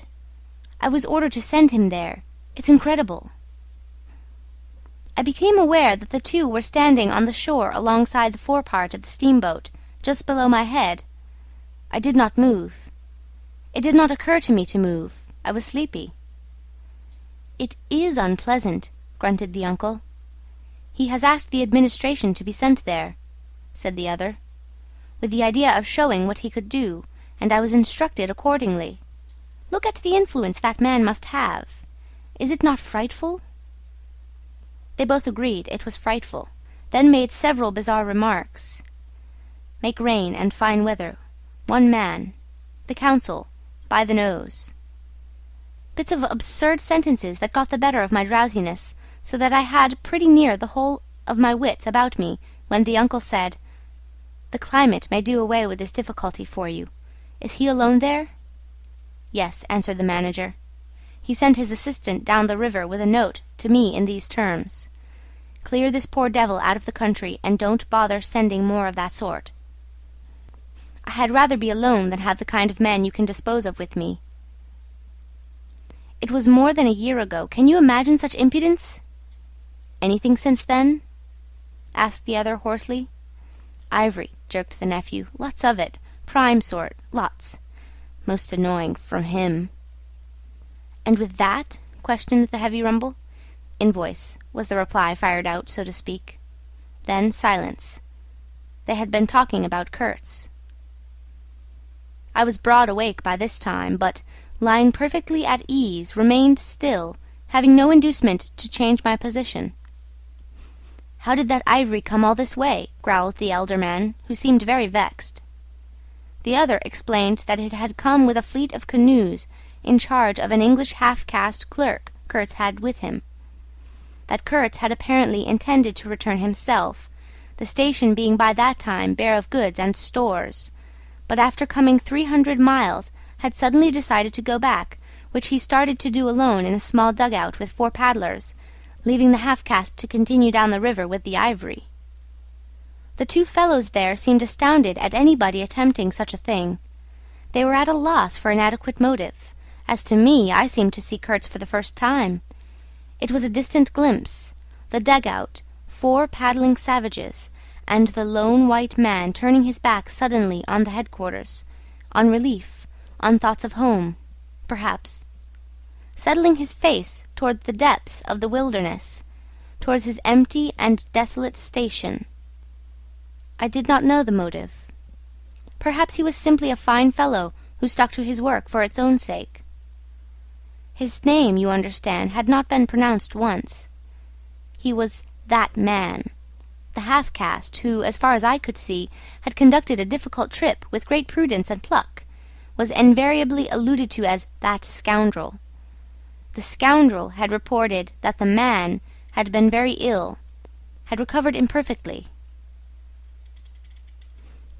The two below me moved away, then a few paces, and strolled back and forth at some little distance. I heard, "Military post, doctor, 200 miles, quite alone now, unavoidable delays. 9 months, no news. Strange rumours."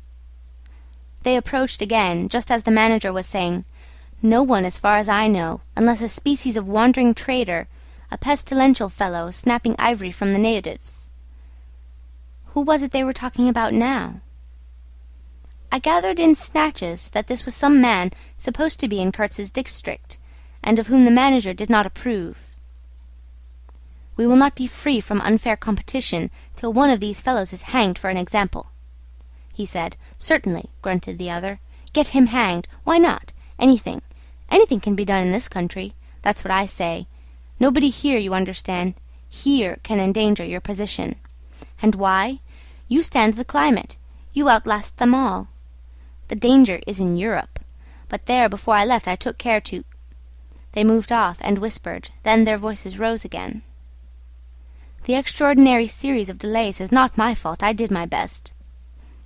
The fat man sighed. "Very sad." "And the pestiferous absurdity of his talk," continued the other. "He bothered me enough when he was here. Each station should be like a beacon on the road towards better things, a centre for trade, of course, but also for humanizing, improving, instructing. Conceive you, that ass! And he wants to be manager. No, it's—" Here he got choked by excessive indignation, and I lifted my head the least bit. I was surprised to see how near they were, right under me. I could have spat on their hats. They were looking at the ground, absorbed in thought. The manager was switching his leg with a slender twig. His sagacious relative lifted his head. "You have been well since you came out this time?" he asked. The other gave a start. "Who? I? Oh, like a charm, but the rest, oh my goodness, all sick. They die so quick, too, that I haven't the time to send them out of the country. It's incredible." Just so," grunted the uncle. "Ah, my boy, trust to this, I say, trust to this." I saw him extend his short flipper of an arm for a gesture that took in the forest, the creek, the mud, the river, seemed to beckon with a dishonouring flourish before the sunlit face of the land, a treacherous appeal to the lurking death, to the hidden evil, to the profound darkness of its heart. It was so startling that I leapt to my feet and looked back at the edge of the forest, as though I had expected an answer of some sort to that black display of confidence. You know the foolish notions that come to one sometimes. The high stillness confronted these two figures with its ominous patience, waiting for the passing away of a fantastic invasion. They swore aloud together, out of sheer fright, I believe, then, pretending not to know anything of my existence, turned back to the station. The sun was low, and leaning forward side by side, they seemed to be tugging painfully uphill, their two ridiculous shadows of unequal length, that trailed behind them slowly over the tall grass without bending a single blade. In a few days the El Dorado expedition went into the patient wilderness, that closed upon it as the sea closes over a driver. Long afterwards the news came that all the donkeys were dead. I know nothing as to the fate of the less valuable animals. They, no doubt, like the rest of us, found what they deserved. I did not inquire. I was then rather excited at the prospect of meeting Kurtz very soon. When I say very soon, I mean it comparatively. It was just 2 months from the day we left the creek when we came to the bank below Kurtz's station. Going up that river was like travelling back to the earliest beginnings of the world, when vegetation rioted on the earth, and the big trees were kings. An empty stream, a great silence, an impenetrable forest. The air was warm, thick, heavy, sluggish. There was no joy in the brilliance of sunshine. The long stretches of the waterway ran on, deserted, into the gloom of the overshadowed distances. On silvery sandbanks, hippos and alligators sunned themselves side by side. The broadening waters flowed through a mob of wooded islands. You lost your way on that river as you would in a desert, and butted all day long against shoals, trying to find the channel, till you thought yourself bewitched and cut off forever from everything you had known once, somewhere far away in another existence perhaps. There were moments when one's past came back to one, as it will sometimes when you have not a moment to spare for yourself. But it came in the shape of an unrestful and noisy dream, remembered with wonder amongst the overwhelming realities of this strange world of plants, water, and silence. And this stillness of life did not in the least resemble a peace. It was the stillness of an implacable force brooding over an inscrutable intention. It looked at you with a vengeful aspect. I got used to it afterwards. I did not see it any more. I had no time. I had to keep guessing at the channel. I had to discern, mostly by inspiration, the signs of hidden banks. I watched for sunken stones. I was learning to clap my teeth smartly before my heart flew out. When I shaved by a fluke some infernal sly old snag that would have ripped the life out of the tin-pot steamboat and drowned all the pilgrims. I had to keep a lookout for the signs of dead wood we could cut up in the night for next day's steaming. When you have to attend to things of that sort, to the mere incidents of the surface, the reality, I tell you, fades. The inner truth is hidden, luckily. But I felt it all the same. I felt often its mysterious stillness watching me at my money tricks, just as it watches you fellows performing on your respective tight-ropes for, what is it, half a crown a tumble? "Try to be civil, Marlowe," growled a voice, and I knew there was at least one listener awake besides myself. I beg your pardon. I forgot the heartache which makes up the rest of the price. And indeed, what does the price matter if the trick be well done? You do your tricks very well, and I didn't do badly either, since I managed not to sink that steamboat on my first trip. It's a wonder to me yet. Imagine a blindfolded man set to drive a van over a bad road. I sweated and shivered over that business considerably, I can tell you. After all, for a seaman to scrape the bottom of the thing that's supposed to float all the time under his care is the unpardonable sin. No one may know of it, but you never forget the thump, eh? A blow on the very heart. You remember it, you dream of it, you wake up at night and think of it, years after, and go hot and cold all over. I don't pretend to say that steamboat floated all the time. More than once she had to wade for a bit, with 20 cannibals splashing around and pushing. We had enlisted some of these chaps on the way for a crew. Fine fellows, cannibals, in their place. They were men one could work with, and I'm grateful to them. And after all, they did not eat each other before my face. They had brought along a provision of hippo meat, which went rotten, and made the mystery of the wilderness stink in my nostrils. Phew, I can sniff it now. I had the manager on board and 3 or 4 pilgrims with their staves, all complete. Sometimes we came upon a station close by the bank, clinging to the skirts of the unknown, and the white men rushing out of a tumble-down hovel with great gestures of joy and surprise and welcome, seemed very strange, had the appearance of being held there captive by a spell. The word ivory would ring in the air for a while, and on we went again into the silence, along empty reaches, round the still bends, between the high walls of our winding way, reverberating in hollow claps the ponderous beat of the stern-wheel. Trees, millions of trees, massive, immense, running up high, and at their foot, hugging the bank against the stream, crept the little begrimed steamboat like a sluggish beetle crawling on the floor of a lofty portico. It made you feel very small, very lost, and yet it was not altogether depressing, that feeling. After all, if you were small, the grimy beetle crawled on, which was just what you wanted it to do. Where the pilgrims imagined it crawled to, I don't know. To some place where they expected to get something, I bet. For me, it crawled towards Kurtz, exclusively. But when the steam pipes started leaking, we crawled very slow. The reaches opened before us and closed behind, as if the forest had stepped leisurely across the water to bar the way for our return. We penetrated deeper and deeper into the heart of darkness. It was very quiet there.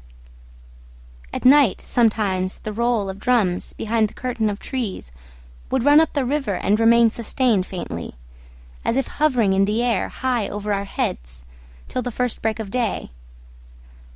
Whether it meant war, peace, or prayer, we could not tell. The dawns were heralded by the descent of a chill stillness. The woodcutters slept, their fires burned low. The snapping of a twig would make you start. We were wanderers on a prehistoric earth, on an earth that wore the aspect of an unknown planet. We could have fancied ourselves the first of men taking possession of an accursed inheritance, to be subdued at the cost of profound anguish and of excessive toil. But suddenly, as we struggled round a bend, there would be a glimpse of rush walls, of peaked glass roofs, a burst of yells, a whirl of black limbs, a mass of hands clapping, of feet stamping, of bodies swaying, of eyes rolling, under the droop of heavy and motionless foliage. The steamer toiled along slowly on the edge of a black and incomprehensible frenzy. The prehistoric man was cursing us, praying to us, welcoming us. Who could tell? We were cut off from the comprehension of our surroundings. We glided past like phantoms, wondering and secretly appalled, as sane men would be before an enthusiastic outbreak in a madhouse. We could not understand because we were too far, and could not remember because we were travelling in the night of first ages, of those ages that are gone, leaving hardly a sign, and no memories. The earth seemed unearthly. We are accustomed to look upon the shackled form of a conquered monster, but there you could look at a thing monstrous and free. It was unearthly, and the men were... No, they were not inhuman. Well, you know, that was the worst of it, this suspicion of their not being inhuman. It would come slowly to one. They howled and leaped, and spun, and made horrid faces. But what thrilled you was just the thought of their humanity, like yours, the thought of your remote kinship with this wild and passionate uproar. Ugly. Yes, it was ugly enough, but if you were man enough, you would admit to yourself that there was in you just the faintest trace of a response to the terrible frankness of that noise, a dim suspicion of there being a meaning in it which you so remote from the night of first ages, could comprehend. And why not? The mind of man is capable of anything, because everything is in it, all the past as well as all the future. What was there, after all? Joy, fear, sorrow, devotion, valor, rage? Who can tell? But truth. Truth stripped of its cloak of time. Let the fool gape and shudder. The man knows, and can look on without a wink. But he must at least be as much of a man as these on the shore. He must meet that truth with his own true stuff, with his own inborn strength. Principles won't do. Acquisitions, clothes, pretty rags that would fly off at the first good shake. No, you want a deliberate belief. An appeal to me in this fiendish row, is there? Very well, I hear, I admit, but I have a voice too, and for good or evil mine is the speech that cannot be silenced. Of course a fool, what with sheer fright and fine sentiments, is always safe. Who's that grunting? You wonder I didn't go ashore for a howl and a dance? Well, no, I didn't. Fine sentiments, you say? Fine sentiments be hanged! I had no time. I had to mess about with white lead and strips of woolen blanket, helping to put bandages on those leaky steam pipes, I tell you. I had to watch the steering, and circumvent those snags, and get the tin pot along by hook or by crook. There was surface truth enough in these things to save a wiser man. And between whiles I had to look after the savage who was fireman. He was an improved specimen. He could fire up a vertical boiler. He was there below me, and upon my word, to look at him was as edifying as seeing a dog in a parody of breeches and a feather hat, walking on his hind legs. A few months of training had done for that really fine chap. He squinted at the steam gauge and at the water gauge with an evident effort of intrepidity. And he had filed teeth, too, the poor devil, and the wool of his pate shaved into queer patterns, and 3 ornamental scars on each of his cheeks. He ought to have been clapping his hands and stamping his feet on the bank, instead of which he was hard at work, a thrall to strange witchcraft, full of improving knowledge. He was useful because he had been instructed, and what he knew was this: that should the water in that transparent thing disappear, the evil spirit inside the boiler would get angry through the greatness of his thirst, and take a terrible vengeance. So he sweated and fired up and watched the glass fearfully, with an impromptu charm made of rags tied to his arm, and a piece of polished bone as big as a watch stuck flatways through his lower lip. While the wooded bank slipped past us slowly, the short noise was left behind, the interminable miles of silence, and we crept on towards Kurtz.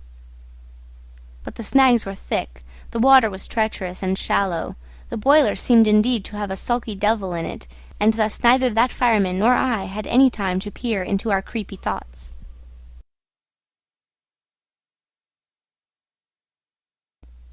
Some 50 miles below the inner station, we came upon a hut of reeds, an inclined and melancholy pole with the unrecognizable tatters of what had been a flag of some sort flying from it, and a neatly stacked woodpile. This was unexpected. We came to the bank, and on the stack of firewood found a flat piece of board with some faded pencil writing on it. When deciphered, it said, "Wood for you. Hurry up. Approach cautiously." There was a signature, but it was illegible. Not Kurtz, a much longer word. Hurry up. Where? Up the river? Approach cautiously. We had not done so.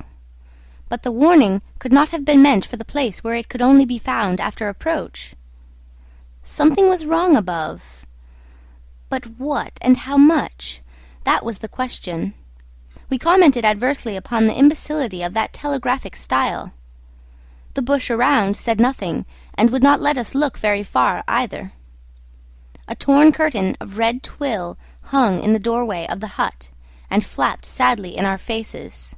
The dwelling was dismantled, but we could see a white man had lived there not very long ago. There remained a rude table, a plank on 2 posts. A heap of rubbish reposed in a dark corner, and by the door I picked up a book. It had lost its covers, and the pages had been thumbed into a state of extremely dirty softness, but the back had been lovingly stitched afresh with white cotton thread, which looked clean yet. It was an extraordinary find. Its title was "An Inquiry into Some Points of Seamanship," by a man Towson, some such name, master in His Majesty's Navy. The matter looked dreary reading enough, with illustrative diagrams and repulsive tables of figures, and the copy was 60 years old. I handled this amazing antiquity with the greatest possible tenderness, lest it should dissolve in my hands. Within, Towser was inquiring earnestly into the breaking strain of ships' chains and tackle, and other such matters. Not a very enthralling book, but at the first glance you could see there a singleness of intention, an honest concern for the right way of going to work, which made these humble pages, thought out so many years ago, luminous with another than a professional light. The simple old sailor, with his talk of chains and purchases, made me forget the jungle and the pilgrims in a delicious sensation of having come upon something unmistakably real. Such a book, being here, was wonderful enough. Still more astounding were the notes penciled in the margin, and plainly referring to the text. I couldn't believe my eyes. They were in cipher. Yes, it looked like a cipher. Fancy a man lugging with him a book of that description into this nowhere, and studying it, and making notes. In cipher at that! It was an extravagant mystery. I had been dimly aware for some time of a worrying noise, and when I lifted my eyes I saw the woodpile was gone, and the manager, aided by all the pilgrims, was shouting at me from the riverside. I slipped the book into my pocket. I assure you, to leave off reading was like tearing myself away from the shelter of an old and solid friendship. I started the lame engine ahead. "It must be this miserable traitor, this intruder," exclaimed the manager, looking back malevolently at the place we had left. "He must be English," I said, "It will not save him from getting into trouble if he is not careful," muttered the manager darkly. I observed, with assumed innocence, that no man was safe from trouble in this world.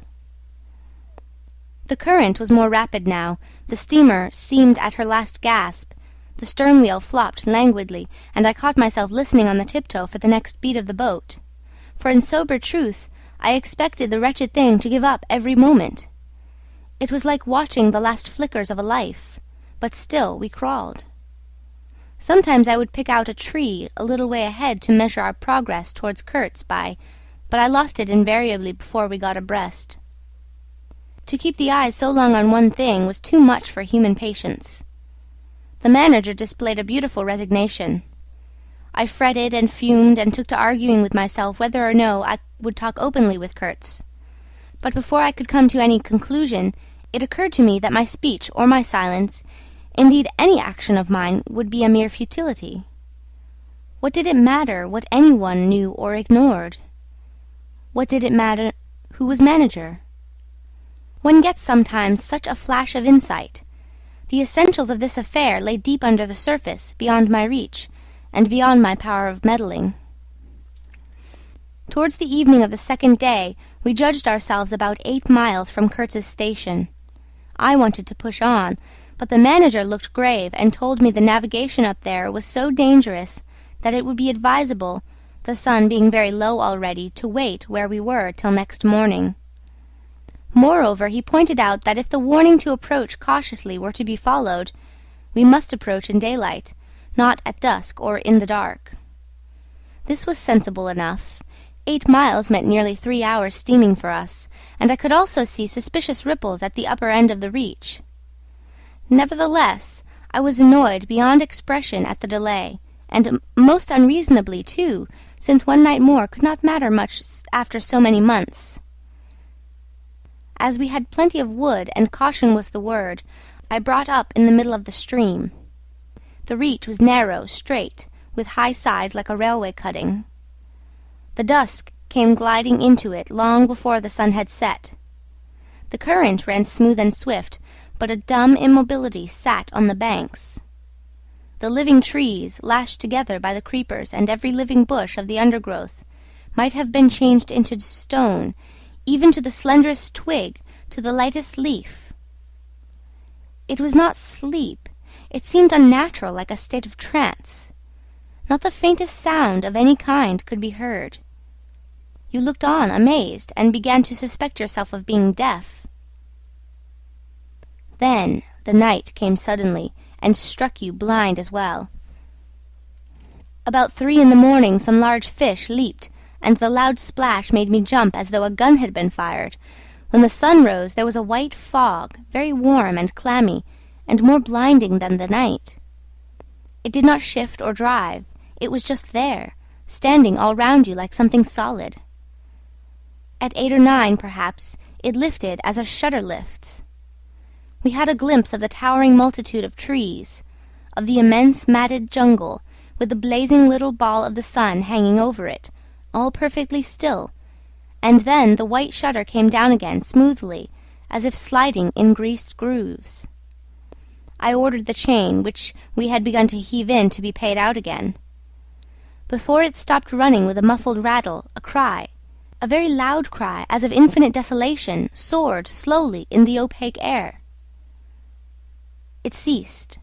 A complaining clamour, modulated in savage discords, filled our ears. The sheer unexpectedness of it made my hair stir under my cap. I don't know how it struck the others. To me it seemed as though the mist itself screamed, so suddenly, and apparently from all sides at once did this tumultuous and mournful uproar arise. It culminated in a hurried outbreak of almost intolerably excessive shrieking, which stopped short, leaving us stiffened in a variety of silly attitudes, and obstinately listening to the nearly as appalling and excessive silence. "Good God! What is the meaning?" stammered at my elbow one of the pilgrims, a little fat man with sandy hair and red whiskers, who wore side-spring boots and pink pig pyjamas tucked into his socks. 2 others remained open-mouthed a while minute, then dashed into the little cabin, to rush out incontinently and stand to rush out incontinently and stand, darting scared glances with Winchesters at ready in their hands. What we could see was just the steamer we were on. Her outlines blurred as though she had been on the point of dissolving, and a misty strip of water, perhaps 2 feet broad, around her. And that was all. The rest of the world was nowhere, as far as our eyes and ears were concerned. Just nowhere. Gone. Disappeared. Swept off without leaving a whisper or a shadow behind. I went forward and ordered the chain to be hauled in short, so as to be ready to trip the anchor and move the steamboat at once if necessary. "Will they attack?" whispered an odd voice. "We will all be butchered in this fog," murmured another. The faces twitched with the strain, the hands trembled slightly, the eyes forgot to wink. It was very curious to see the contrast of expressions of the white men and of the black fellows of our crew, who were as much strangers to that part of the river as we, though their homes were only 800 miles away. The whites, of course, greatly discomposed, had besides a curious look of being painfully shocked by such an outrageous row. The others had an alert, naturally interested expression, but their faces were essentially quiet, even those of the 1 or 2 who grinned as they hauled at the chain. Several exchanged short, grunting phrases, which seemed to settle the matter to their satisfaction. Their headman, a young, broad-chested black, severely draped in a dark blue fringed cloths, with fierce nostrils and his hair all done up artfully in oily ringlets, stood near me. "Aha!" I said, just for good fellowship's sake. "Catch 'em!" he snapped, with a bloodshot widening of his eyes and a flash of sharp teeth. "Catch 'im. Give 'im to us." "To you, eh?" I asked. "What would you do them?"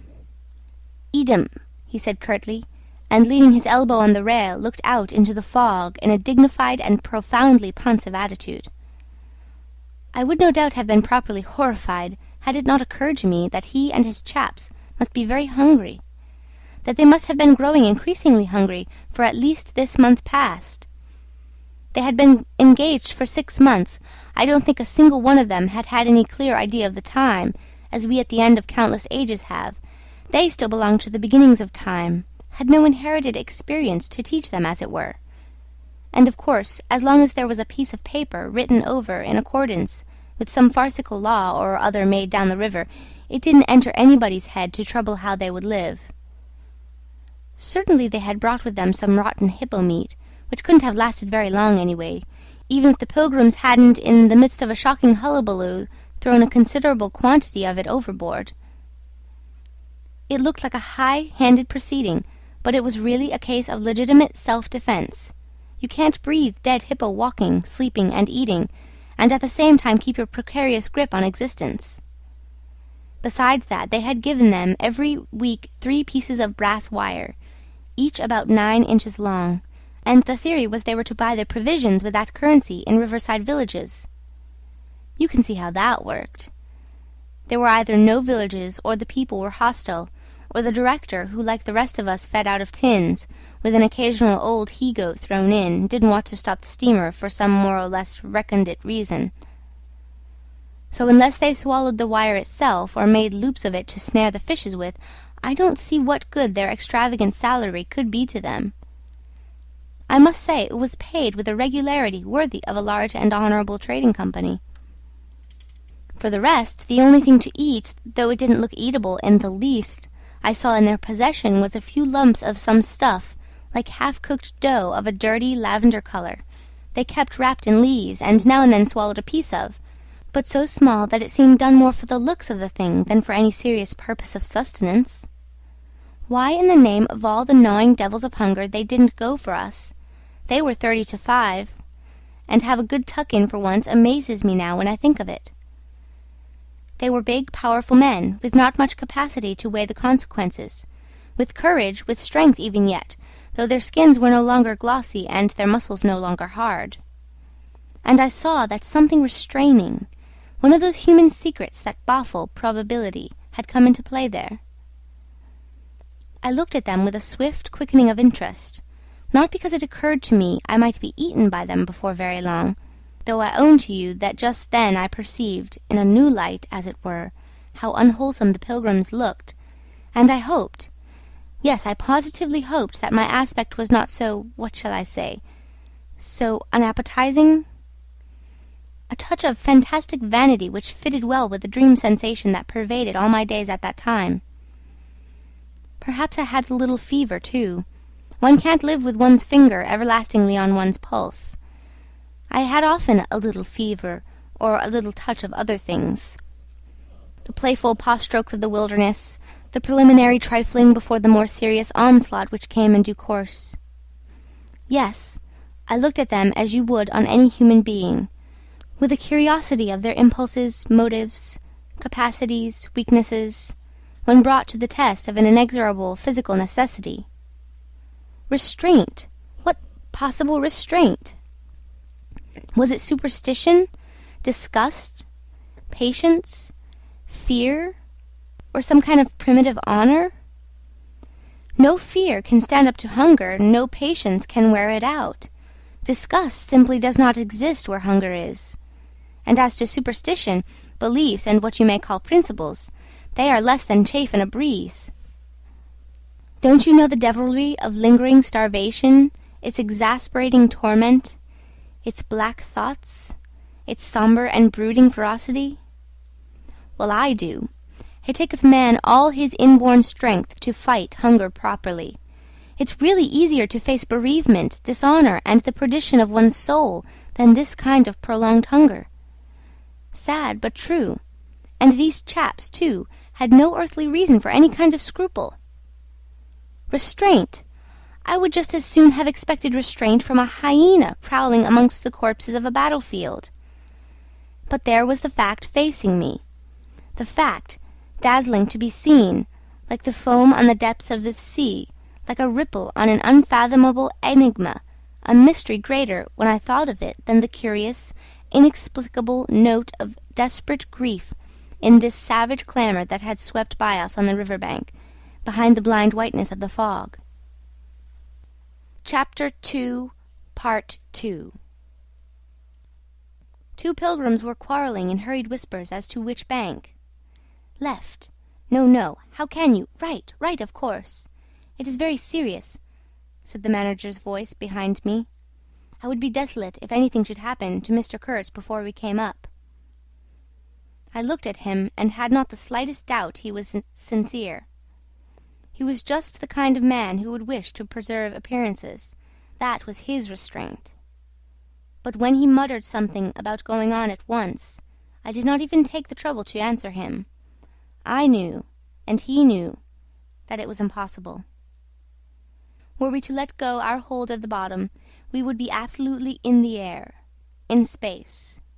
We wouldn't be able to tell where we were going to, whether up or downstream, or across, till we fetched against one bank or the other, and then we wouldn't know at first which it was. Of course, I made no move. I had no mind for a smash-up. You couldn't imagine a more deadly place for a shipwreck. Whether we drowned at once or not, we were sure to perish speedily in one way or another. I authorize you to take all the risks, he said, after a short silence. I refuse to take any, I said shortly, which was just the answer he expected, though its tone might have surprised him. Well, I must defer to your judgment. You are captain, he said with marked civility. I turned my shoulder to him in sign of my appreciation, and looked into the fog. How long would it last? It was the most hopeless lookout. The approach to this Kurtz grubbing for ivory in the wretched bush was beset by as many dangers as though he had been an enchanted princess sleeping in a fabulous castle. "Will they attack, do you think?" asked the manager in a confidential tone. I did not think they would attack, for several obvious reasons. The thick fog was one. If they left the bank in their canoes, they would get lost in it, as we would be if we attempted to move. Still, I had also judged the jungle of both banks quite impenetrable, and yet eyes were in it, eyes that had seen us. The riverside bushes were certainly very thick, but the undergrowth behind was evidently penetrable. However, during the short lift I had seen no canoes anywhere in the reach, certainly not abreast of the steamer. But what made the idea of attack inconceivable to me was the nature of the noise, of the cries we had heard. They had not the fierce character boding immediate hostile intention. Unexpected, wild, and violent as they had been, they had given me an irresistible impression of sorrow. The glimpse of the steamboat had for some reason filled those savages with unrestrained grief. The danger, if any, I expounded, was from our proximity to a great human passion let loose. Even extreme grief may ultimately vent itself in violence, but more generally takes the form of apathy. You should have seen the pilgrims stare. They had no heart to grin, or even to revile me. But I believe they thought me gone mad, with fright maybe. I delivered a regular lecture. My dear boys, it was no good bothering. Keep a lookout? Well, you may guess I watched the fog for the signs of lifting as a cat watches a mouse. But for anything else, our eyes were of no more use to us than if we had been buried miles deep in a heap of cotton wool. It felt like it, too, choking, warm, stifling. Besides, all I said, though it sounded extravagant, was absolutely true to fact. What we afterwards alluded to as an attack was really an attempt at repulse. The action was very far from being aggressive. It was not even defensive in the usual sense. It was undertaken under the stress of desperation, and in its essence was purely protective. It developed itself, I should say, 2 hours after the fog lifted, and its commencement was at a spot, roughly speaking, about 1.5 miles below Kurtz's station. We had just floundered and flopped round a bend, when I saw an islet, a mere grassy hummock of bright green in the middle of the stream. It was the only thing of the kind, but as we opened the reach more, I perceived it was the head of a long sandbank, or rather of a chain of shallow patches stretching down the middle of the river.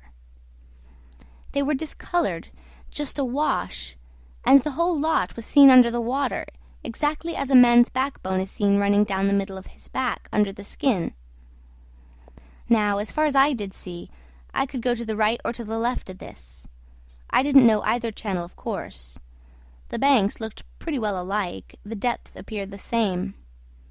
But as I had been informed the station was on the west side, I naturally headed for the western passage.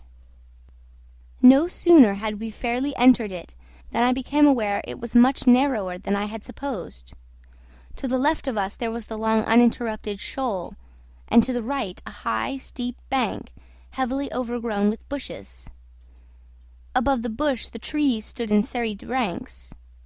The twigs overhung the current thickly, and from distance to distance a large limb of some tree projected rigidly over the stream. It was then well on in the afternoon, the face of the forest was gloomy, and a broad strip of shadow had already fallen on the water. In this shadow we steamed up, very slowly, as you may imagine. I sheered her well inshore, the water being deepest near the bank, as the sounding-pole informed me. One of my hungry and forbearing friends was sounding in the bows just below me. This steamboat was exactly like a decked scow. On the deck there were 2 little teak-wood houses with doors and windows. The boiler was in the fore-end, and the machinery right astern. Over the whole there was a light roof supported on stanchions. The funnel projected through that roof, and in front of the funnel a small cabin built of light planks served for a pilot-house. It contained a couch, 2 camp stools, a loaded Martini Henry leaning in one corner, a tiny table, and the steering wheel. It had a wide door in front and a broad shutter at each side. All these were always thrown open, of course. I spent my days perched up there on the extreme fore-end of that roof before the door. At night I slept, or tried to, on the couch. An athletic black belonging to some coast tribe, and educated by my poor predecessor, was the helmsman. He sported a pair of brass earrings, wore a blue cloth wrapper from the waist to the ankles, and thought all the world of himself. He was the most unstable kind of fool I had ever seen. He steered with no end of a swagger while you were by, but if he lost sight of you, he became instantly the prey of an abject funk, and would let that cripple of a steamboat get the upper hand of him in a minute. I was looking down at the sound pole and feeling much annoyed to see at each try a little more of it stuck out of that river, when I saw my poleman give up on the business suddenly and stretch himself flat on the deck, without even taking the trouble to haul his pole in. He kept hold on it, though, and it trailed in the water. At the same time the fireman, whom I could also see below me, sat down abruptly before his furnace and ducked his head. I was amazed. Then I had to look at the river mighty quick, because there was a snag in the fairway. Sticks. Little sticks were flying about, thick. They were whizzing before my nose, dropping below me, striking behind me against my pilot-house. All this time the river, the shore, the woods were very quiet. Perfectly quiet. I could only hear the heavy splashing thump of the stern wheel and the patter of these things. We cleared the snag clumsily. Arrows, by Jove! We were being shot at. I stepped in quickly to close the shutter on the land side. That fool helmsman, his hands on the spokes, was lifting his knees high, stamping his feet, champing his mouth like a reined-in horse. Confound him! And we were staggering within 10 feet of the bank. I had to lean right out to swing the heavy shutter, and I saw a face amongst the leaves on the level with my own, looking at me very fierce and steady. And then, suddenly, as though a veil had been removed from my eyes, I made out, deep in the tangled gloom, naked breasts, arms, legs, glaring eyes. The bush was swarming with human limbs in movement, glistening of bronze color. The twigs shook, swayed, and rustled. The arrows flew out of them, and then the shutter came to. "Steer her straight," I said to the helmsman. He held his head rigid, face forward, but his eyes rolled. He kept on lifting and setting down his feet gently. His mouth foamed a little. "Keep quiet," I said in a fury. I might just as well have ordered a tree not to sway in the wind. I darted out. Below me there was a great scuffle of feet on the iron deck. Confused exclamations. A voice screamed, "Can you turn back?" I caught sight of a V-shaped ripple on the water ahead. What? Another snag! A fusillade burst out under my feet. The pilgrims had opened with their Winchesters, and were simply squirting lead into that bush. A deuce of a lot of smoke came up and drove slowly forward. I swore at it. Now I couldn't see the ripple or the snag either. I stood in the doorway, peering, and the arrows came in swarms. They might have been poisoned, but they looked as though they wouldn't kill a cat. The bush began to howl. Our woodcutters raised a warlike whoop. The report of a rifle just at my back deafened me. I glanced over my shoulder, and the pilot-house was yet full of noise and smoke when I made a dash at the wheel. The fool nigger had dropped everything. To throw the shutter open and let off that martini, Henry. He stood before the wide opening, glaring, and I yelled at him to come back while I straightened the sudden twist out of that steamboat. There was no room to turn even if I had wanted to. The snag was somewhere very near ahead in that confounded smoke. There was no time to lose, so I just crowded her into the bank, right into the bank, where I knew the water was deep. We tore slowly along the overhanging bushes in a whirl of broken twigs and flying leaves. The fusillade below stopped short, as I had foreseen it would when the squirts got empty. I threw my head back to a glinting whiz that traversed the pilot-house, in at one shutter-hole and out at the other. Looking past that mad helmsman, who was shaking the empty rifle and yelling at the shore, I saw vague forms of men running bent double, leaping, gliding, distinct, incomplete, evanescent. Something big appeared in the air before the shutter. The rifle went overboard, and the man stepped back swiftly, looked at me over his shoulder in an extraordinary, profound, familiar manner, and fell upon my feet. The side of his head hit the wheel twice, and the end of what appeared a long cane clattered round and knocked over a little camp stool. It looked as though, after wrenching that thing from somebody ashore, he had lost his balance in the effort. The thin smoke had blown away.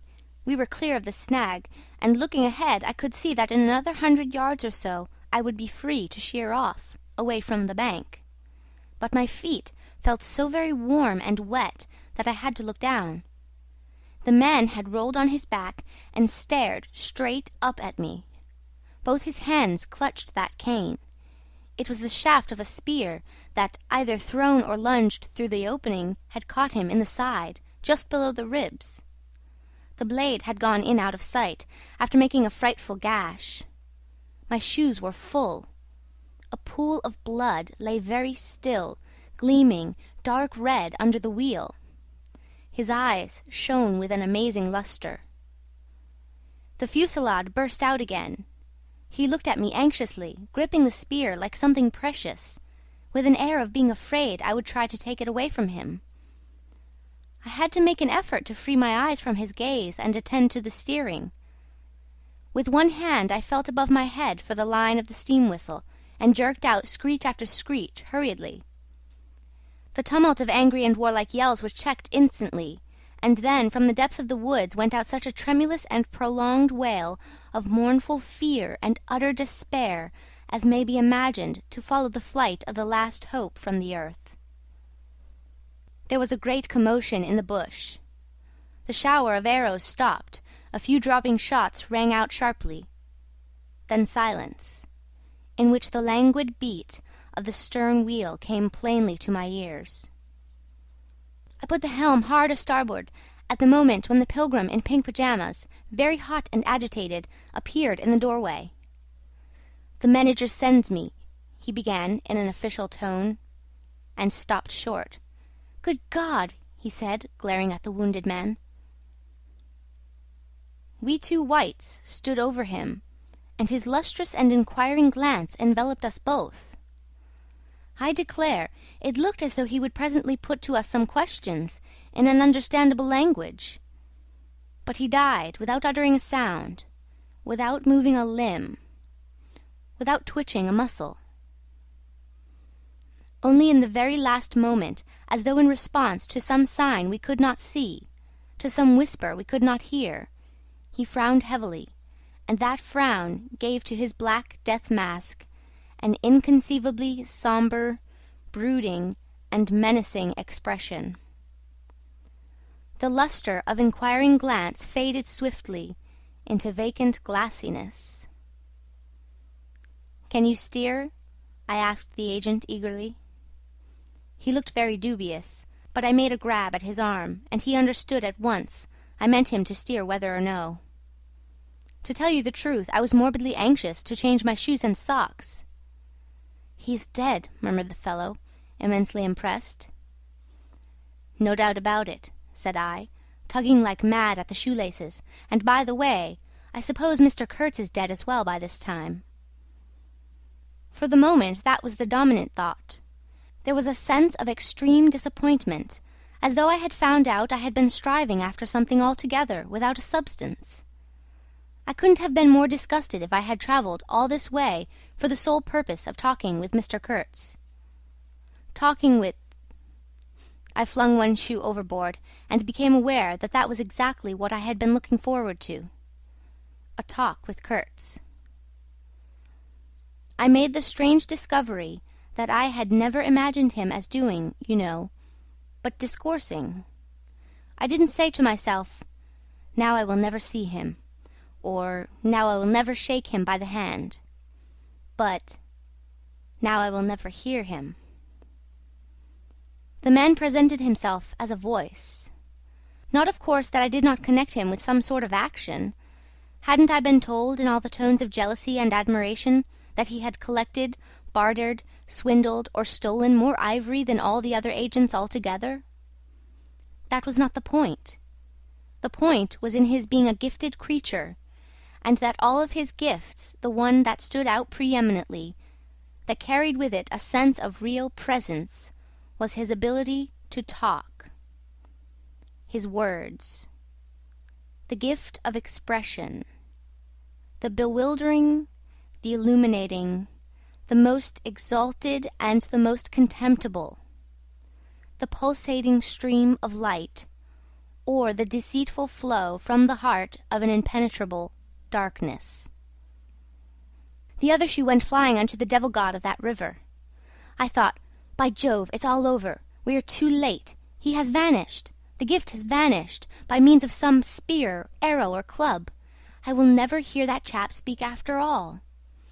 And my sorrow had a startling extravagance of emotion, even such as I had noticed in the howling sorrow of these savages in the bush. I couldn't have felt more of lonely desolation somehow, had I been robbed of a belief or had missed my destiny in life. Why do you sigh in this beastly way? Somebody? Absurd? Well, absurd. Good Lord, mustn't a man ever... Here, give me some tobacco. There was a pause of profound stillness.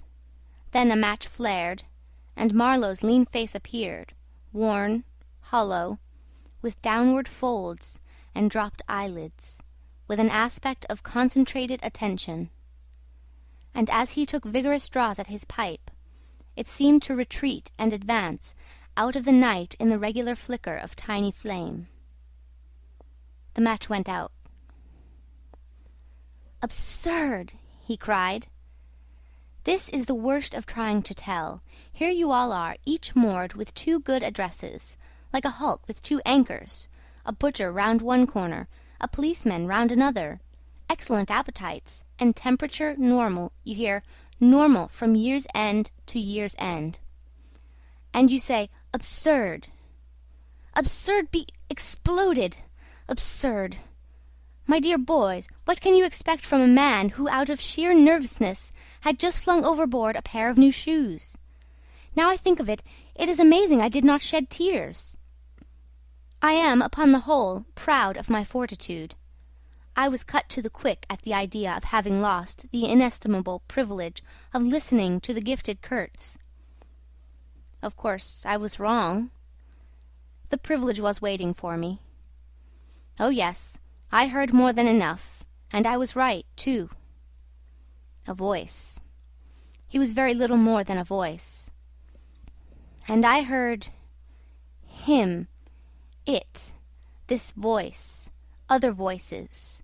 All of them were so little more than voices, and the memory of that time itself lingers around me, impalpable, like a dying vibration of one immense jabber, silly, atrocious, sordid, savage, or simply mean, without any kind of sense.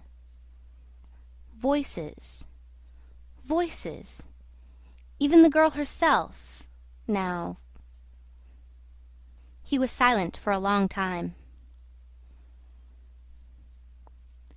I laid the ghost of his gifts at last with a lie, he began suddenly. Girl? What? Did I mention a girl? Oh, she is out of it completely. The women, I mean, are out of it, should be out of it. We must help them to stay in that beautiful world of their own, lest ours gets worse. Oh, she had to be out of it. You should have heard the disinterred body of Mr. Kurtz saying, "My intended." You would have perceived directly then how completely she was out of it. And the lofty frontal bone of Mr. Kurtz! They say the hair goes on growing sometimes, but this, specimen was impressively bald. The wilderness had patted him on the head, and behold, it was like a ball, an ivory ball. It had caressed him, and lo, he had withered. It had taken him, loved him, embraced him, got into his veins, consumed his flesh, and sealed his soul to its own by the inconceivable ceremonies of some devilish initiation. He was its spoiled and pampered favourite. Ivory? I should think so. Heaps of it. Stacks of it. The old mud shanty was bursting with it. You would think there was not a single tusk left either above or below the ground in the whole country. Mostly fossil, the manager had remarked disparagingly. It was no more fossil than I am, but they call it fossil when it is dug up. It appears these niggers do bury the tusks sometimes, but evidently they couldn't bury this parcel deep enough to save the gifted Mr. Kurtz from his fate. We filled the steamboat with it, and had to pile a lot on the deck. Thus he could see and enjoy as long as he could see, because the appreciation of this favour had remained with him to the last. You should have heard him say, "My ivory." Oh yes, I heard him. My intended, my ivory, my station, my river, my... everything belonged to him. It made me hold my breath in expectation of hearing the wilderness burst into a prodigious peal of laughter that would shake the fixed stars in their places. Everything belonged to him, but that was a trifle. The thing was to know what he belonged to. How many powers of darkness claimed him for their own? That was the reflection that made you creepy all over. It was impossible. It was not good for one either, trying to imagine. He had taken a high seat amongst the devils of the land. I mean literally. You can't understand. How could you? With solid pavement under your feet, surrounded by kind neighbours ready to cheer you or to fall on you, stepping delicately between the butcher and the policeman, in the holy terror of scandal and gallows and lunatic asylums. How can you imagine what particular region of the first ages a man's untrammelled feet may take him into by the way of solitude? Utter solitude without a policeman, by the way of silence, utter silence where no warning voice of a kind neighbour can be heard whispering of public opinion. These little things make all the great difference. When they are gone, you must fall back on your own innate strength, upon your own capacity for faithfulness.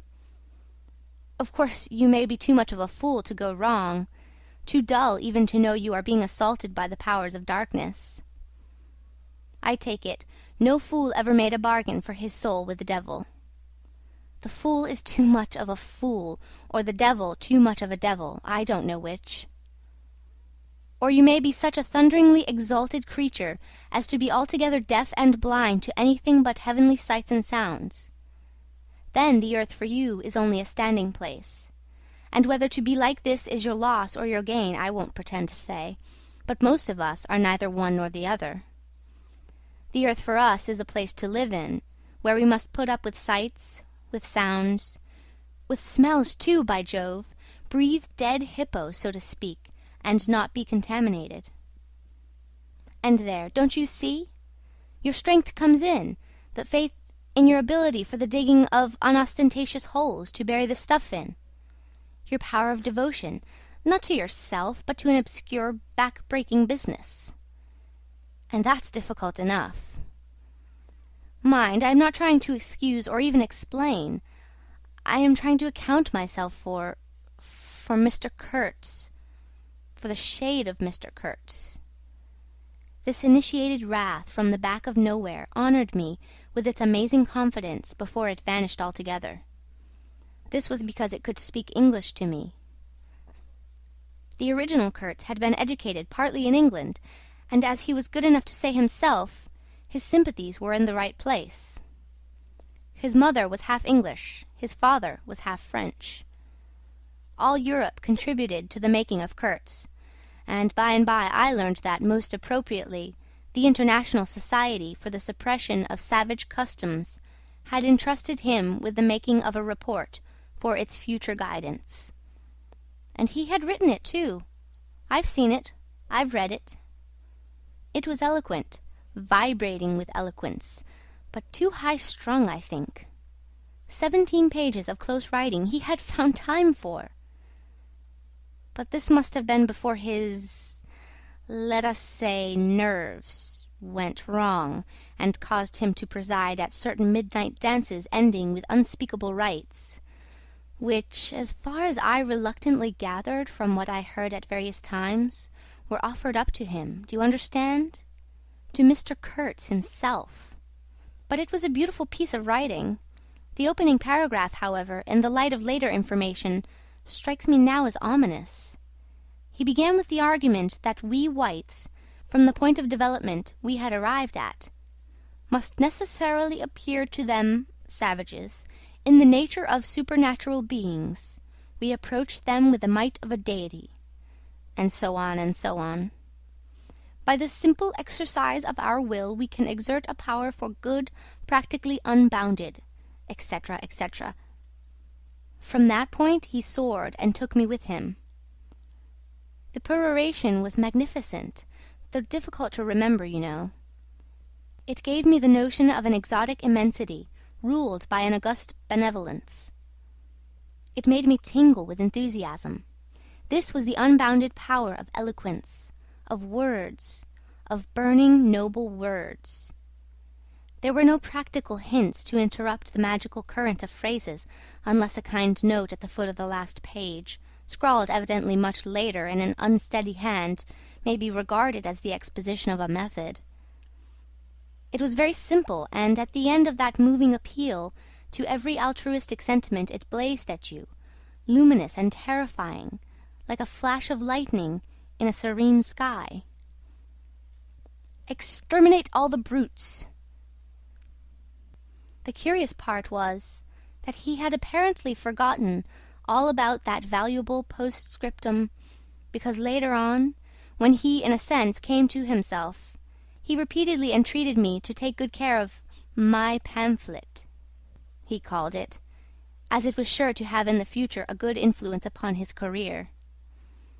I had full information about all these things, and besides, as it turned out, I was to have the care of his memory.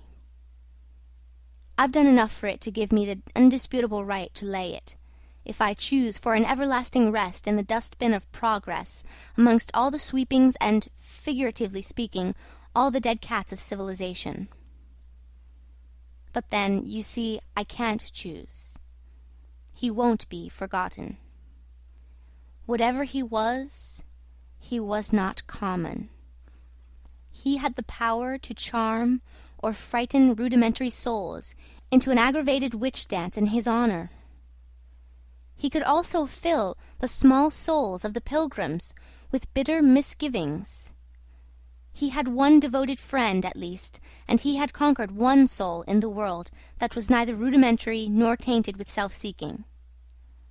No, I can't forget him, though I am not prepared to affirm the fellow was exactly worth the life we lost in getting to him. I missed my late helmsman awfully. I missed him even while his body was still lying in the pilot-house. Perhaps you will think it passing strange, this regret, for a savage who was no more account than a grain of sand in a black Sahara. Well, you don't see. He had something. He had steered. For months I had him at my back, a help, an instrument. It was a kind of partnership. He steered for me, I had to look after him, I worried about his deficiencies, and thus a subtle bond had been created, of which I only became aware when it was suddenly broken. And the intimate profundity of that look he gave me when he received his hurt remains to this day in my memory, like a claim of distant kinship affirmed in a supreme moment. Poor fool! If he had only left that shudder alone! He had no restraint, just like Kurtz, a tree swayed by the wind. As soon as I had put on a dry pair of slippers, I dragged him out, after first jerking the spear out of his side, which operation I confess I performed with my eyes shut tight. His heels leaped together over the little doorstep. His shoulders were pressed to my breast. I hugged him from behind desperately. Oh, he was heavy, heavier than any man on earth, I should imagine. Then, without more ado, I tipped him overboard. The current snatched him as though he had been a wisp of grass, and I saw the body roll over twice before I lost sight of it forever. All the pilgrims and the manager were then congregated on the awning deck about the pilot-house, chattering at each other like a flock of excited magpies. And there was a scandalized murmur at my heartless promptitude.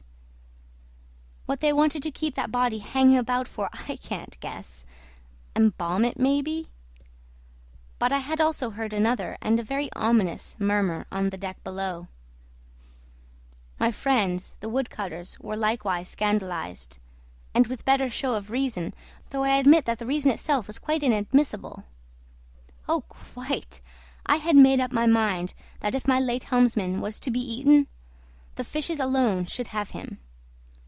He had been a very second-rate helmsman while alive, but now he was dead, he might have become a first-class temptation, and possibly cause some startling trouble. Besides, I was anxious to take the wheel, the man in pink pyjamas showing himself a hopeless duffer at the business. This I did directly the simple funeral was over.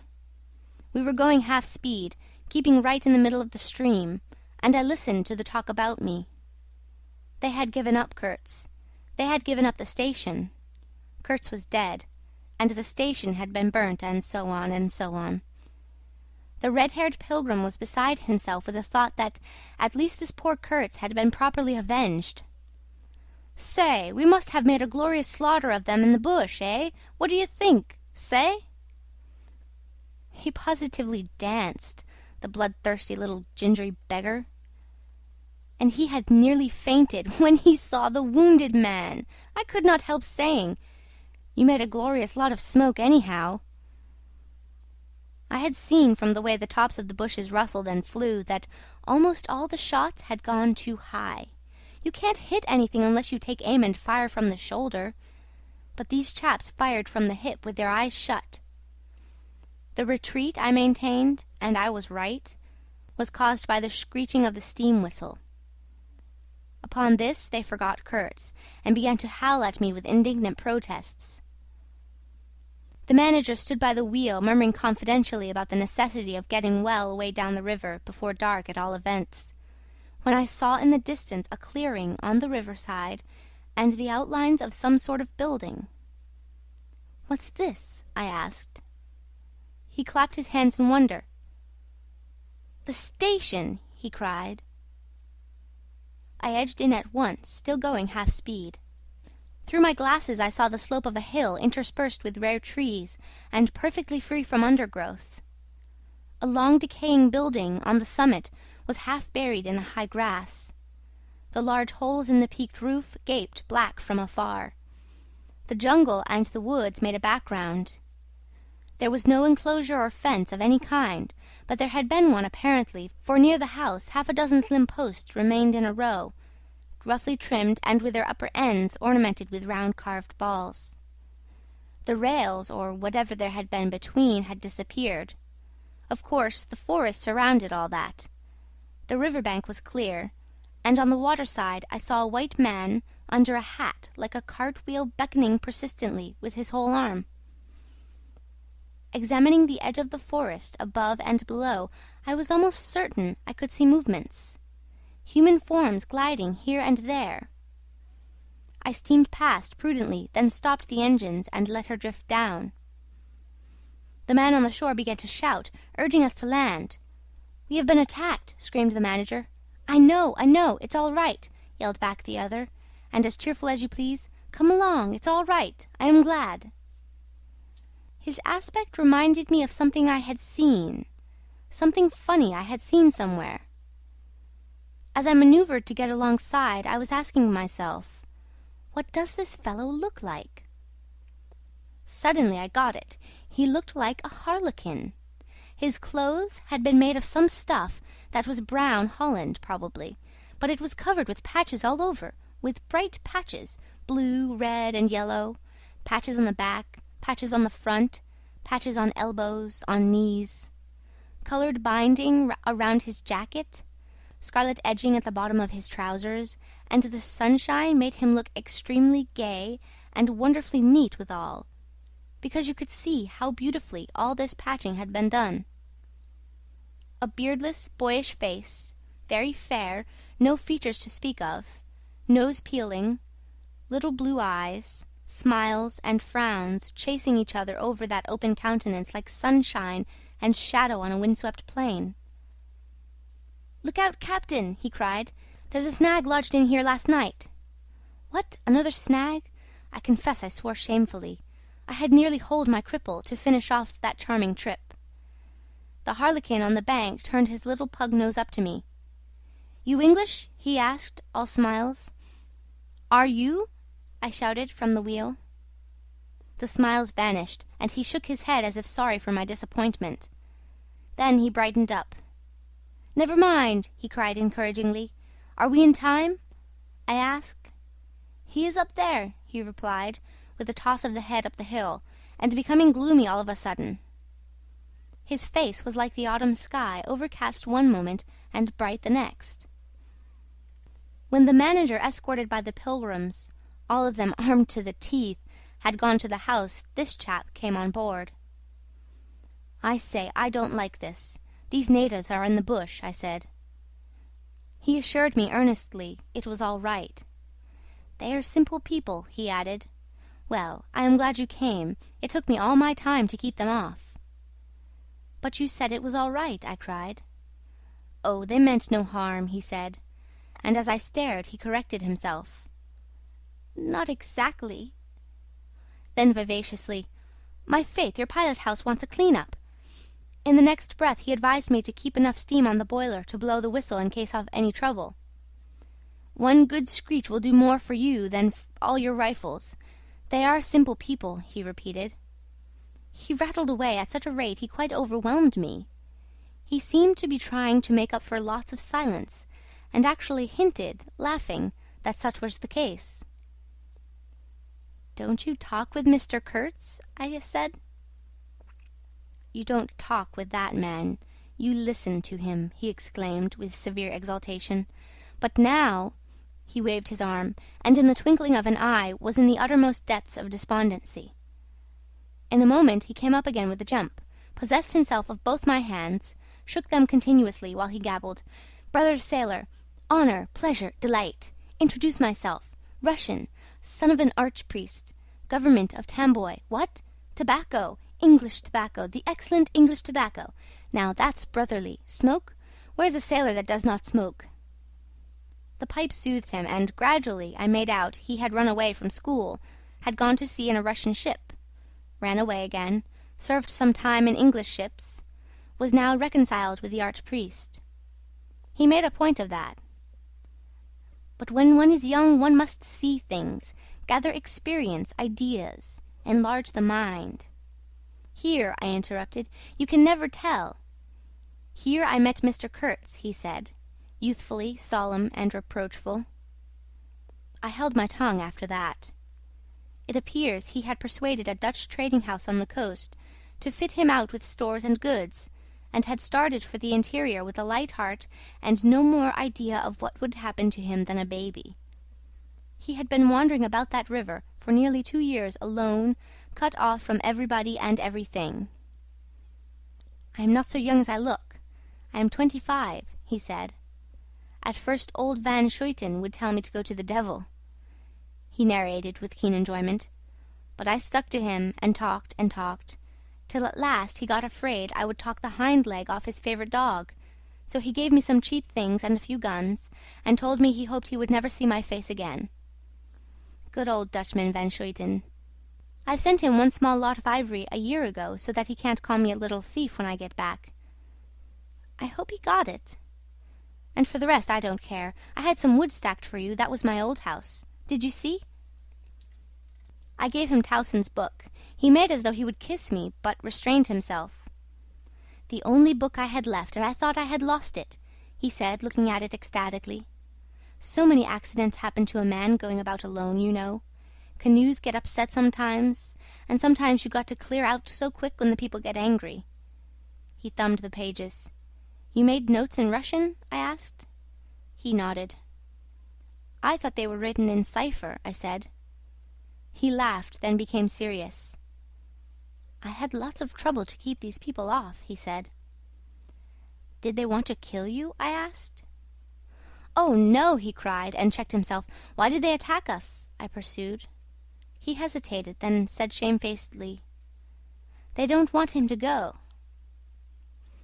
"Don't they?" I said curiously. He nodded, a nod full of mystery and wisdom. "I tell you," he cried, "this man has enlarged my mind." He opened his arms wide, staring at me with his little blue eyes that were perfectly round. Chapter 3, Part 1. I looked at him, lost in astonishment. There he was before me, in motley, as though he had absconded from a troupe of mimes, enthusiastic, fabulous. His very existence was improbable, inexplicable, and altogether bewildering. He was an insoluble problem. It was inconceivable how he had existed, how he had succeeded in getting so far, how he had managed to remain, why he did not instantly disappear. I went a little farther, he said, then still a little farther, till I had gone so far that I don't know how I'll ever get back. Never mind, plenty time, I can manage. You take Kurtz away, quick, quick, I tell you.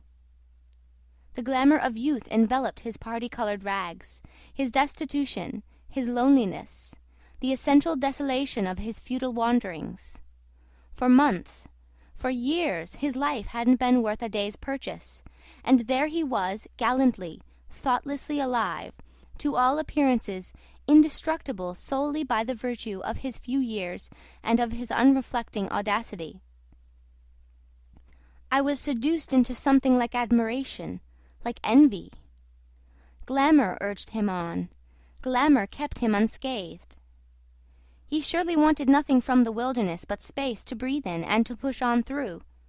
His need was to exist, and to move onwards at the greatest possible risk, and with a maximum of privation. If the absolutely pure, uncalculating, unpractical spirit of adventure had ever ruled a human being, it ruled this bepatched youth. I almost envied him the possession of this modest and clear flame. It seemed to have consumed all thought of self so completely that even while he was talking to you, you forgot that it was he, the man before your eyes, who had gone through these things. I did not envy him his devotion to Kurtz, though. He had not meditated over it. It came to him, and he accepted it with a sort of eager fatalism. I must say that to me it appeared about the most dangerous thing in every way he had come upon so far. They had come together unavoidably, like two ships becalmed near each other, and lay rubbing sides at last. I suppose Kurtz wanted an audience, because on a certain occasion, when encamped in the forest, they had talked all night, or more probably Kurtz had talked. "We talked of everything," he said, quite transported at the recollection. "I forgot there was such a thing as sleep. The night did not seem to last an hour. Everything, everything. Of love, too." "Ah, he talked to you of love," I said, much amused. "It isn't what you think," he cried, almost passionately. "It was in general. He made me see things. Things!" He threw his arms up. We were on deck at the time, and the headman of my woodcutters, lounging near by, turned upon him his heavy and glittering eyes. I looked around, and I don't know why, but I assure you that never, never before did this land, this river, this jungle, the very art of this blazing sky appear to me so hopeless and so dark, so impenetrable to human thought, so pitiless to human weakness. "And ever since you have been with him, of course?" I said. "On the contrary, it appears their intercourse had been very much broken by various causes. He had, as he informed me proudly, managed to nurse Kurtz through 2 illnesses. He alluded to it as you would to some risky feat, but as a rule Kurtz wandered alone far in the depths of the forest. Very often, coming to this station, I had to wait days and days before he would turn up," he said. "Ah, it was worth waiting for, sometimes." "What was he doing, exploring or what?" I asked. "Oh, yes, of course. He had discovered lots of villages, a lake, too. He did not know exactly in what direction, it was dangerous to inquire too much, but mostly his expeditions had been for ivory." "But he had no goods to trade with by that time," I objected. "There's a good lot of cartridges left even yet," he answered, looking away. "To speak plainly, he raided the country," I said. He nodded. "Not alone, surely?" He muttered something about the villages round that lake. "Kurtz got the tribe to follow him, did he?" I suggested. He fidgeted a little. "They adored him," he said. The tone of these words was so extraordinary that I looked at him searchingly. It was curious to see his mingled eagerness and reluctance to speak of Kurtz. The man filled his life, occupied his thoughts, swayed his emotions. "What can you expect?" he burst out.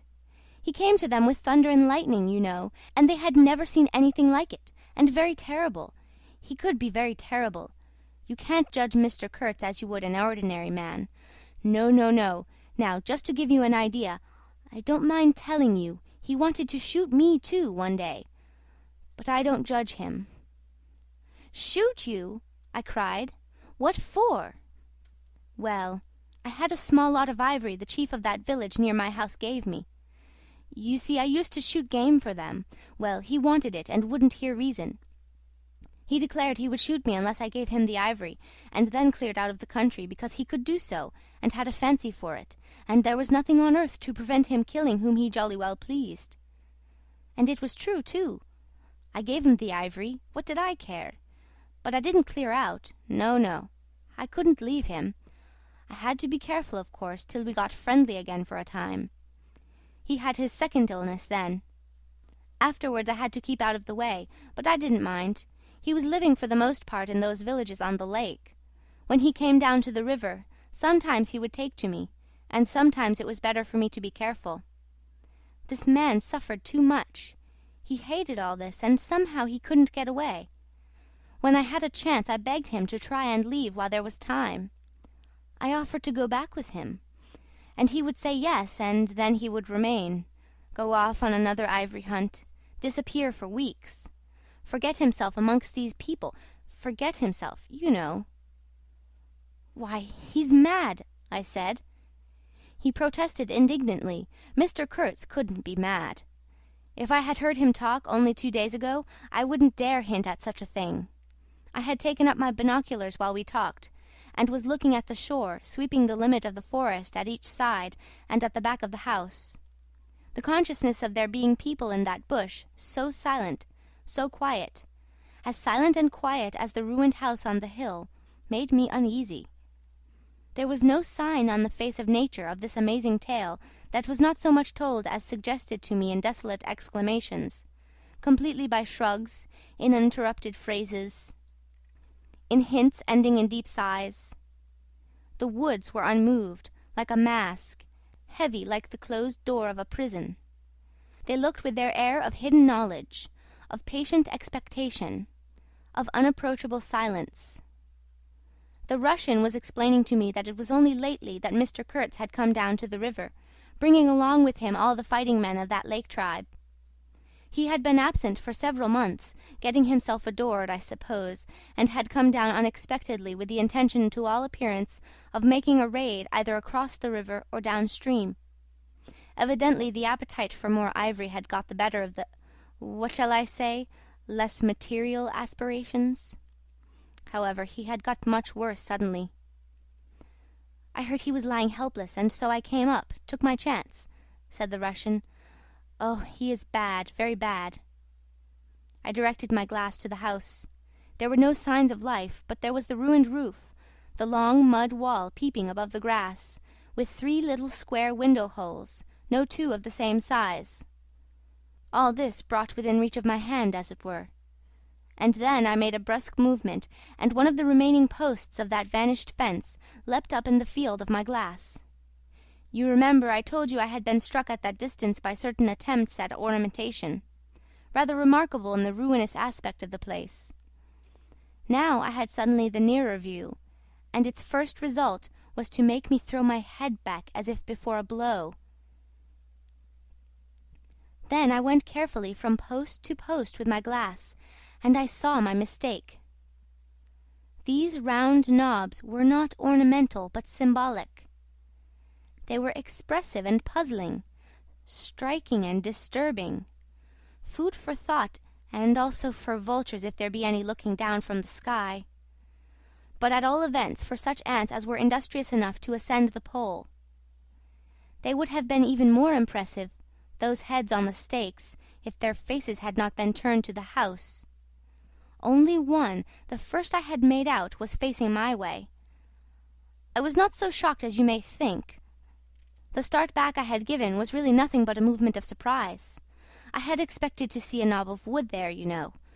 I returned deliberately to the first I had seen, and there it was, black, dried, sunken, with closed eyelids. a head that seemed to sleep at the top of the pole, and, with the shrunken dry lips showing a narrow white line of the teeth, was smiling too, smiling continuously at some endless and jocose dream of that eternal slumber. I am not disclosing any trade secrets. In fact, the manager said afterwards that Mr. Kurtz's methods had ruined the district. I have no opinion on that point, but I want you clearly to understand that there was nothing exactly profitable in these heads being there. They only showed that Mr. Kurtz lacked restraint in the gratification of his various lusts, that there was something wanting in him, some small matter which, when the pressing need arose, could not be found under his magnificent eloquence. Whether he knew of this deficiency himself, I can't say. I think the knowledge came to him at last, only at the very last.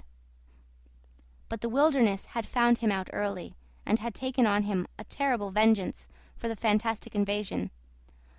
I think it had whispered to him things about himself which he did not know, things of which he had no conception till he took counsel with this great solitude, and the whisper had proved irresistibly fascinating. It echoed loudly within him because he was hollow at the core. I put down the glass, and the head that had appeared near enough to be spoken to seemed at once to have leapt away from me into inaccessible distance. The admirer of Mr. Kurtz was a bit crestfallen.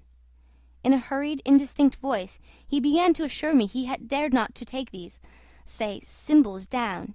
He was not afraid of the natives. They would not stir till Mr. Kurtz gave the word. His ascendancy was extraordinary. The camps of these people surrounded the place, and the chiefs came every day to see him. They would crawl. "I don't want to know anything of the ceremonies used when approaching Mr. Kurtz," I shouted. Curious, this feeling that came over me, that such details would be more intolerable than those heads drying on the stakes under Mr. Kurtz's windows. After all, that was only a savage sight, while I seemed at one bound to have been transported into some lightless region of subtle horrors, where pure, uncomplicated savagery was a positive relief, being something that had a right to exist, obviously, in the sunshine. The young man looked at me with surprise. I suppose it did not occur to him that Mr. Kurtz was no idol of mine. He forgot I hadn't heard any of these splendid monologues on, what was it? On love, justice, conduct of life, or what not. If it had come to crawling before Mr. Kurtz, he crawled as much as the veriest savage of them all. I had no idea of the conditions, he said. These heads were the heads of rebels. I shocked him excessively by laughing. Rebels! What would be the next definition I was to hear? There had been enemies, criminals, workers, and these were rebels. Those rebellious heads looked very subdued to me on their sticks. "You don't know how such a life tries a man like Kurtz," cried Kurtz's last disciple. "Well, and you?" I said. I am a simple man. I have no great thoughts. I want nothing from anybody. How can you compare me to—" His feelings were too much for speech, and suddenly he broke down. "I don't understand," he groaned. "I've been doing my best to keep him alive, and that's enough. I had no hand in all this. I have no abilities. There hasn't been a drop of medicine or a mouthful of invalid food for months here. He was shamefully abandoned. A man like this, with such ideas. Shamefully, shamefully. I haven't slept for the last 10 nights. His voice lost itself in the calm of the evening. The long shadows of the forest had slipped downhill while we talked, had gone far beyond the ruined hovel, beyond the symbolic row of the stakes.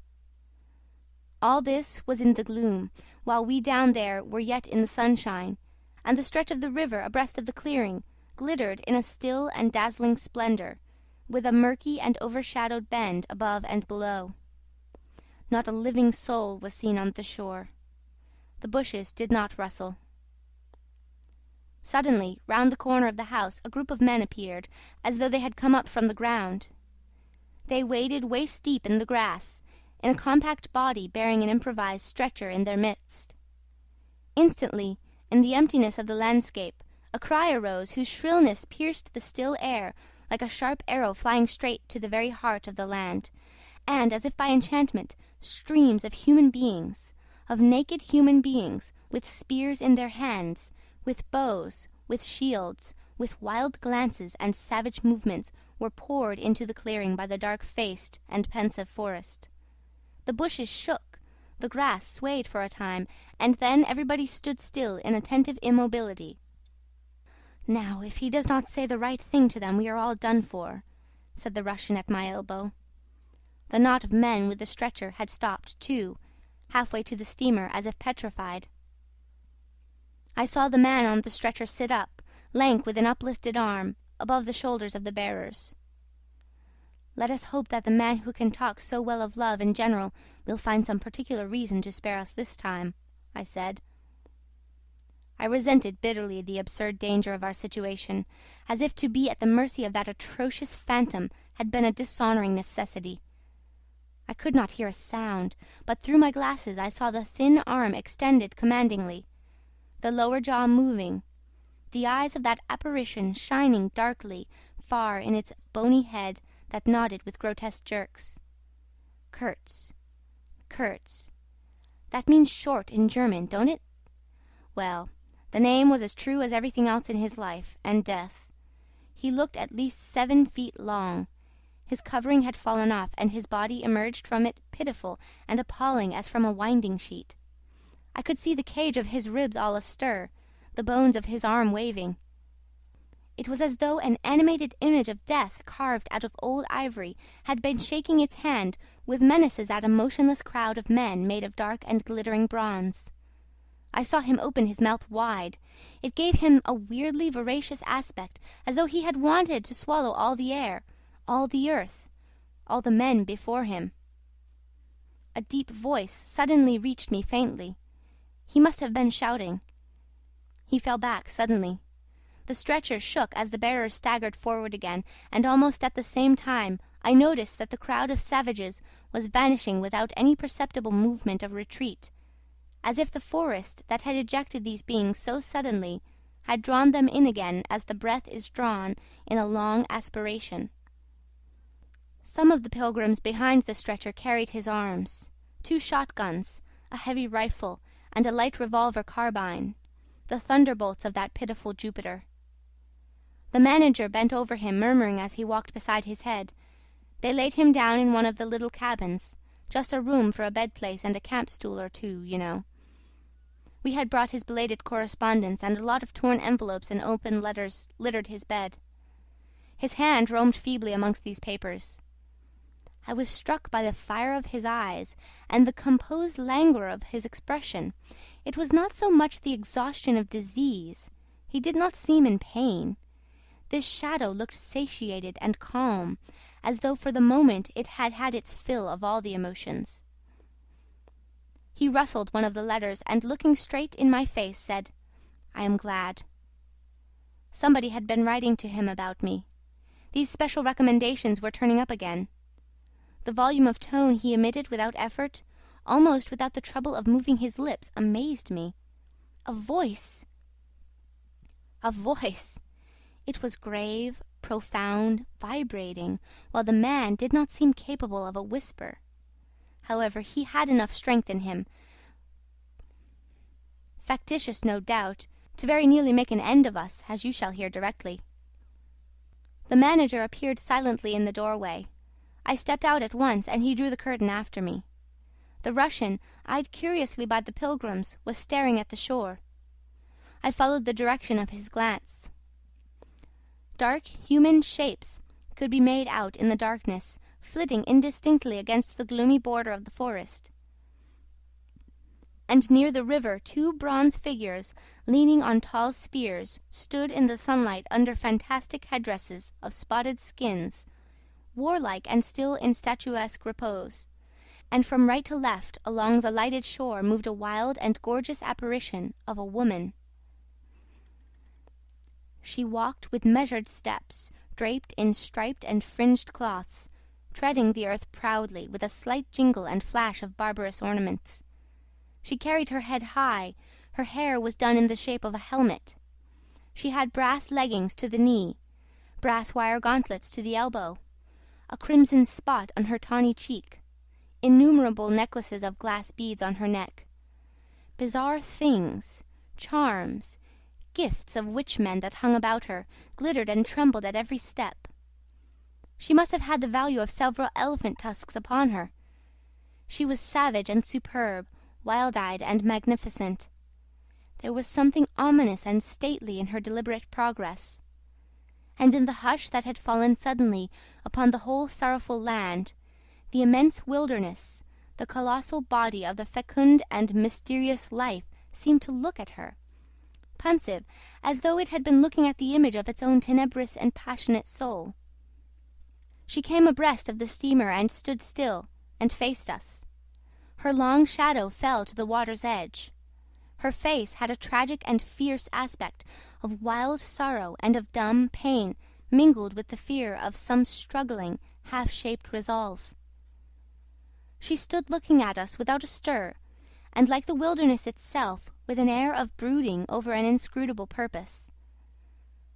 A whole minute passed, and then she made a step forward. There was a low jingle, a glint of yellow metal, a sway of fringed draperies, and she stopped as if her heart had failed her. The young fellow by my side growled. The pilgrims murmured at my back. She looked at us all as if her life had depended upon the unswerving steadiness of her glance. Suddenly she opened her bared arms and drew them up, rigid above her head, as though in an uncontrollable desire to touch the sky, and at the same time the swift shadows darted out on the earth, swept around on the river, gathering the steamer into a shadowy embrace. A formidable silence hung over the scene. She turned away slowly, walked on, following the bank, and passed into the bushes to the left. Once only her eyes gleamed back at us in the dusk of the thickets before she disappeared. "If she had offered to come aboard, I really think I would have tried to shoot her," said the man of patches nervously. "I have been risking my life every day for the last fortnight to keep her out of the house. She got in one day and kicked up a row about those miserable rags I picked up in the storeroom to mend my clothes with. I wasn't decent, at least it must have been that, for she talked like a fury to Kurtz for an hour, pointing at me now and then. I don't understand the dialect of this tribe. Luckily for me, I fancy Kurtz felt too ill that day to care, or there would have been mischief. I don't understand. No, it's too much for me. Well, it's all over now." At this moment I heard Kurtz's deep voice behind the curtain.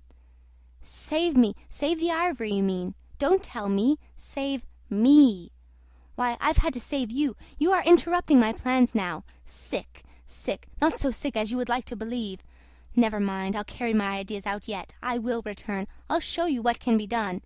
You with your little peddling notions. You are interfering with me. I will return. The manager came out. He did me the honor to take me under the arm and lead me aside. "He is very low, he said. He considered it necessary to sigh, but neglected to be consistently sorrowful. We have done all we could for him, haven't we? But there is no disguising the fact. Mr. Kurtz has done more harm than good to the company. He did not see the time was not ripe for vigorous action. Cautiously, that's my principle. We must be cautious yet. The district is closed to us for a time. Deplorable! Upon the whole, the trade will suffer. I don't deny there is a remarkable quantity of ivory, mostly fossil. We must save it, at all events. But look how precarious the position is. And why? Because the method is unsound." "Do you," said I, looking at the shore, "call it unsound method?" "Without doubt," he exclaimed hotly. "Don't you?" "No method at all," I murmured after a while. "Exactly," he exulted. "I anticipated this. Shows a complete want of judgment. It is my duty to point it out in the proper quarter." "Oh," said I, "that fellow, what's his name? The brickmaker will make a readable report for you." He appeared confounded for a moment. It seemed to me I had never breathed an atmosphere so vile, and I turned mentally to Kurtz for relief. Positively for relief. Nevertheless, I think Mr. Kurtz is a remarkable man," I said with emphasis. He started, dropped on me a heavy glance, and said very quietly, "He was," and turned his back on me.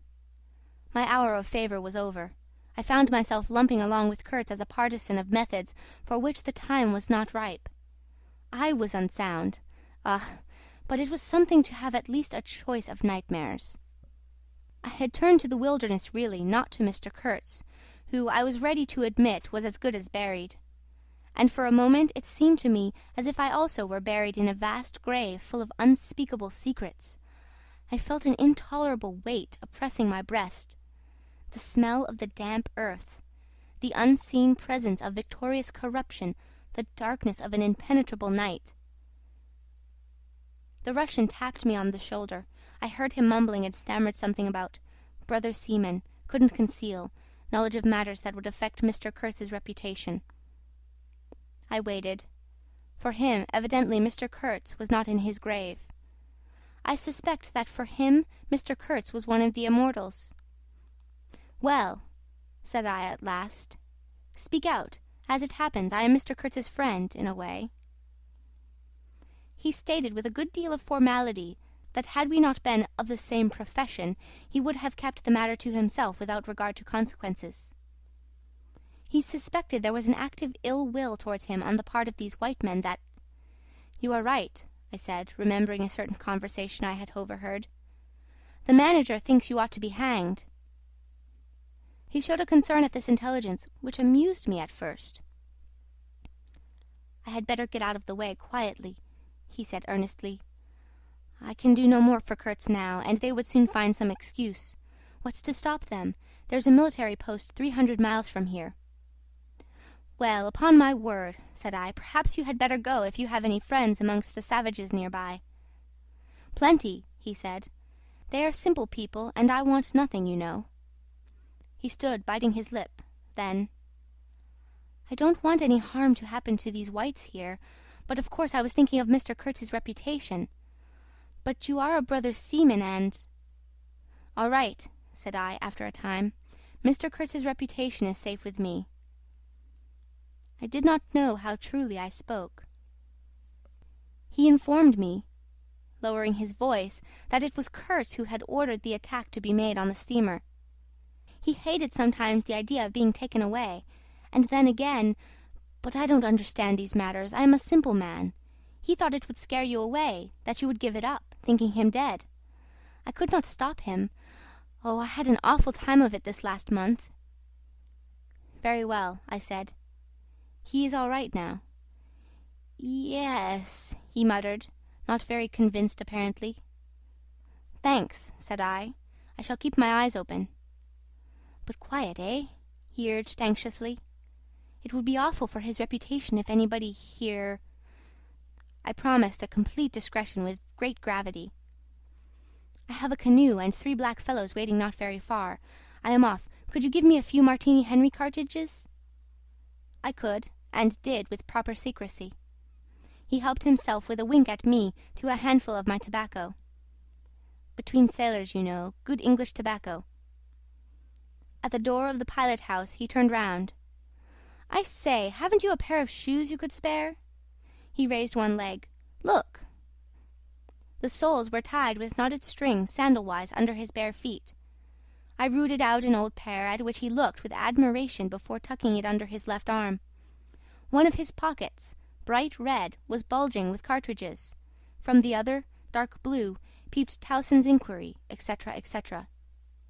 He seemed to think himself excellently well equipped for a renewed encounter with the wilderness. Ah, I'll never, never meet such a man again. You ought to have heard him recite poetry. His own, too, it was he told me. Poetry! He rolled his eyes at the recollection of these delights. Oh, he enlarged my mind. "Good-bye," said I. He shook hands and vanished in the night. Sometimes I ask myself whether I had ever really seen him, whether it was possible to meet such a phenomenon. Chapter 3, Part 2. When I woke up shortly after midnight, his warning came to my mind with its hint of danger that seemed, in the starred darkness, real enough to make me get up for the purpose of having a look around. On the hill a big fire burned, illuminating fitfully a crooked corner of the station house. One of the agents, with a picket of a few of our blacks, armed for the purpose, was keeping guard over the ivory.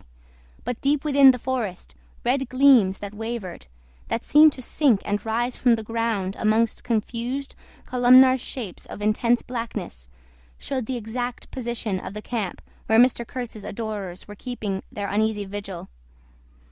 The monotonous beating of a big drum filled the air with muffled shocks and a lingering vibration. A steady droning sound of many men chanting each to himself some weird incantation came out from a hive, and had a strange narcotic effect upon my half-awake senses. I believe I dozed off leaning over the rail till an abrupt burst of yells. It was cut short all at once, and the low droning went on with an effect of audible and soothing silence. I glanced casually into the little cabin. A light was burning within, but Mr. Kurtz was not there. I think I would have raised an outcry if I had believed my eyes, but I didn't believe them at first. The thing seemed so impossible. The fact is, I was completely unnerved by a sheer blank fright, pure abstract terror, unconnected with any distinct shape of physical danger.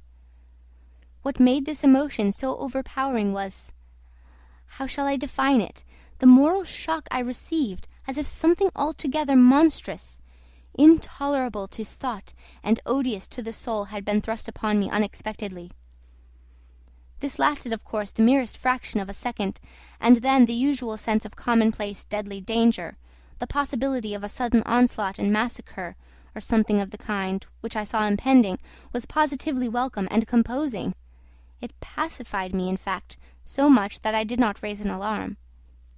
There was an agent buttoned up inside an ulster and sleeping on a chair on deck within 3 feet of me. The yells had not awakened him. He snored very slightly. I left him to his slumbers and leapt ashore. I did not betray Mr. Kurtz. It was ordered I should never betray him. It was written I should be loyal to the nightmare of my choice. I was anxious to deal with the shadow by myself, alone, and to this day I don't know why I was so jealous of sharing with anyone the peculiar blackness of that experience. As soon as I got on the bank I saw a broad trail through the grass. I remember the exultation with which I said to myself, "He can't walk, he is crawling on all fours. I've got him." The grass was wet with dew. I strode rapidly with clenched fists. I fancy I had some vague notion of falling upon him and giving him a drubbing. I don't know. I had some imbecile thoughts. The knitting old woman with the cat obtruded herself upon my memory as a most improper person to be sitting at the other end of such an affair. I saw a row of pilgrims squirting lead in the air out of Winchesters held to the hip. I thought I would never get back to the steamer, and imagined myself living alone and unarmed in the woods to an advanced age. Such silly things, you know. And I remember I confounded the beat of the drum with the beating of my heart, and was pleased at its calm regularity. I kept to the track, though, then stopped to listen. The night was very clear, a dark blue space sparkling with dew and starlight, in which black things stood very still. I thought I could see a kind of motion ahead of me. I was strangely cocksure of everything that night. I actually left the track and ran in a wide semicircle, I verily believe, chuckling to myself, so as to get in front of that stir, of that motion I had seen, if indeed I had seen anything. I was circumventing Kurtz as though it had been a boyish game. I came upon him, and if he had not heard me coming, I would have fallen over him too, but he got up in time. He rose, unsteady, long, pale, indistinct, like a vapour exhaled by the earth, and swayed slightly, misty and silent before me, while at my back the fires loomed between the trees, and the murmur of many voices issued from the forest. I had cut him off cleverly, but when actually confronting him, I seemed to come to my senses. I saw the danger in its right proportion. It was by no means over yet. Suppose he began to shout. Though he could hardly stand, there was still plenty of vigour in his voice. "Go away, hide yourself," he said in that profound tone. It was very awful. I glanced back. We were within 30 yards from the nearest fire.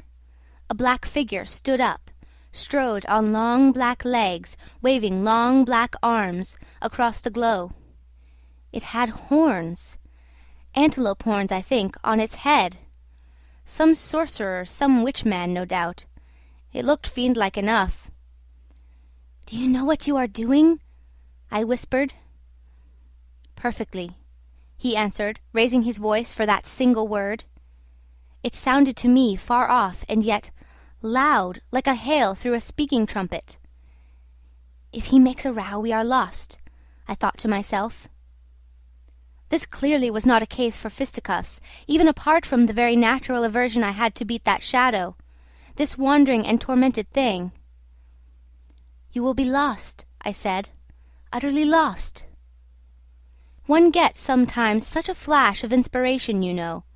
I did say the right thing, though indeed he could not have been more irretrievably lost than he was at this very moment,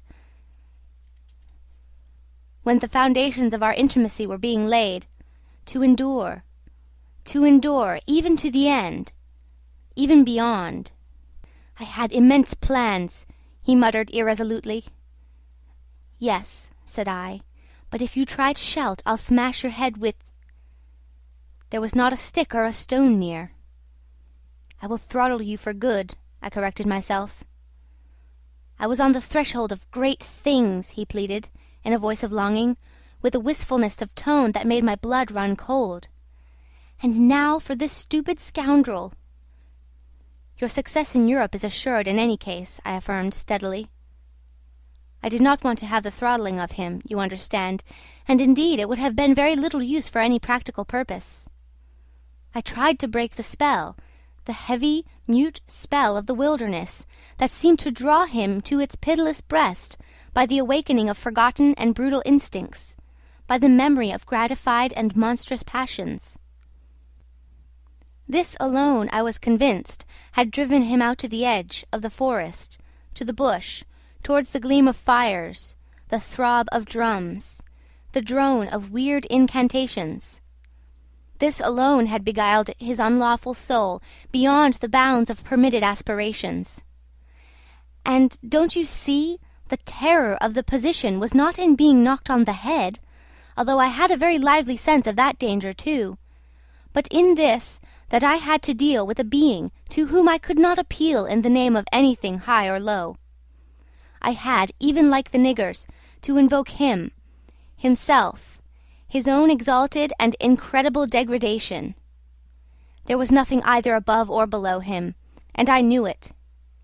He had kicked himself loose of the earth. Confound the man! He had kicked the very earth to pieces.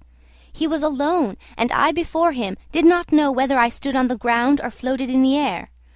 I've been telling you what we said, repeating the phrases we pronounced, but what's the good? They were common everyday words, the familiar, vague sounds exchanged on every waking day of life. But what of that?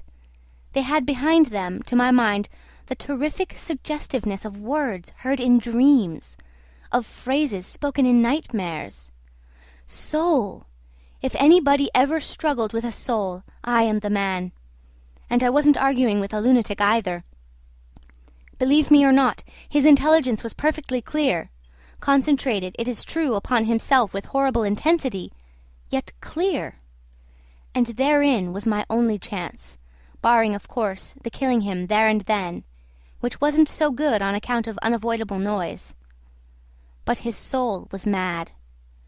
Being alone in the wilderness, it had looked within itself, and by heavens, I tell you, it had gone mad.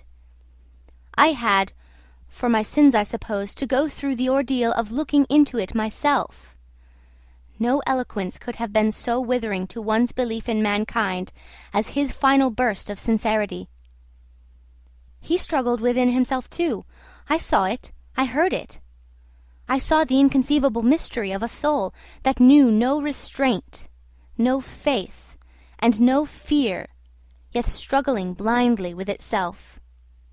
I kept my head pretty well, but when I had him at last stretched on the couch, I wiped my forehead, while my legs shook under me as though I had carried 1/2 ton on my back down that hill. And yet I had only supported him, his bony arm clasped around my neck, and he was not much heavier than a child.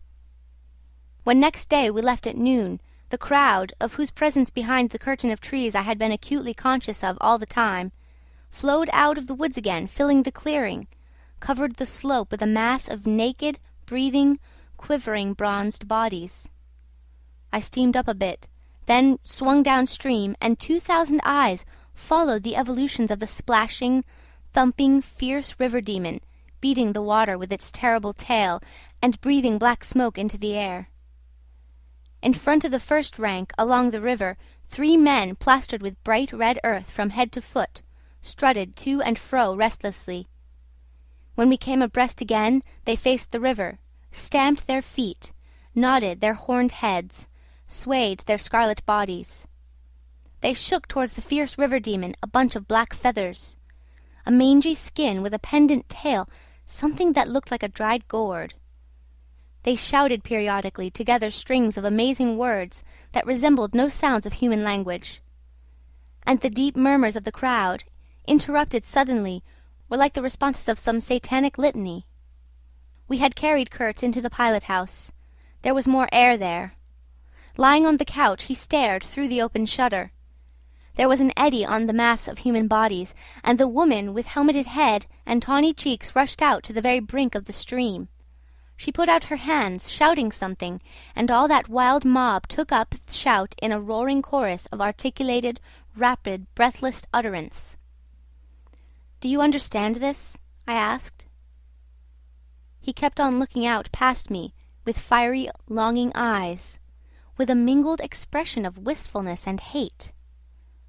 He made no answer, but I saw a smile of indefinable meaning, appear on his colourless lips that a moment after twitched convulsively.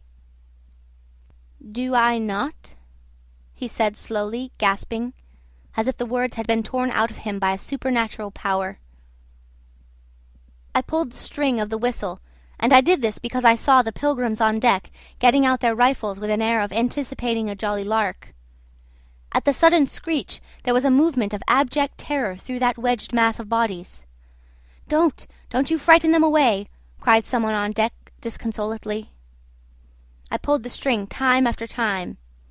They broke and ran, they leaped, they crouched, they swerved, they dodged the flying terror of the sound. The 3 red chaps had fallen flat, face down on the shore, as though they had been shot dead. Only the barbarous and superb woman did not so much as flinch, and stretched tragically her bare arms after us over the sombre and glittering river. And then that imbecile crowd down on the deck started their little fun, and I could see nothing more for smoke.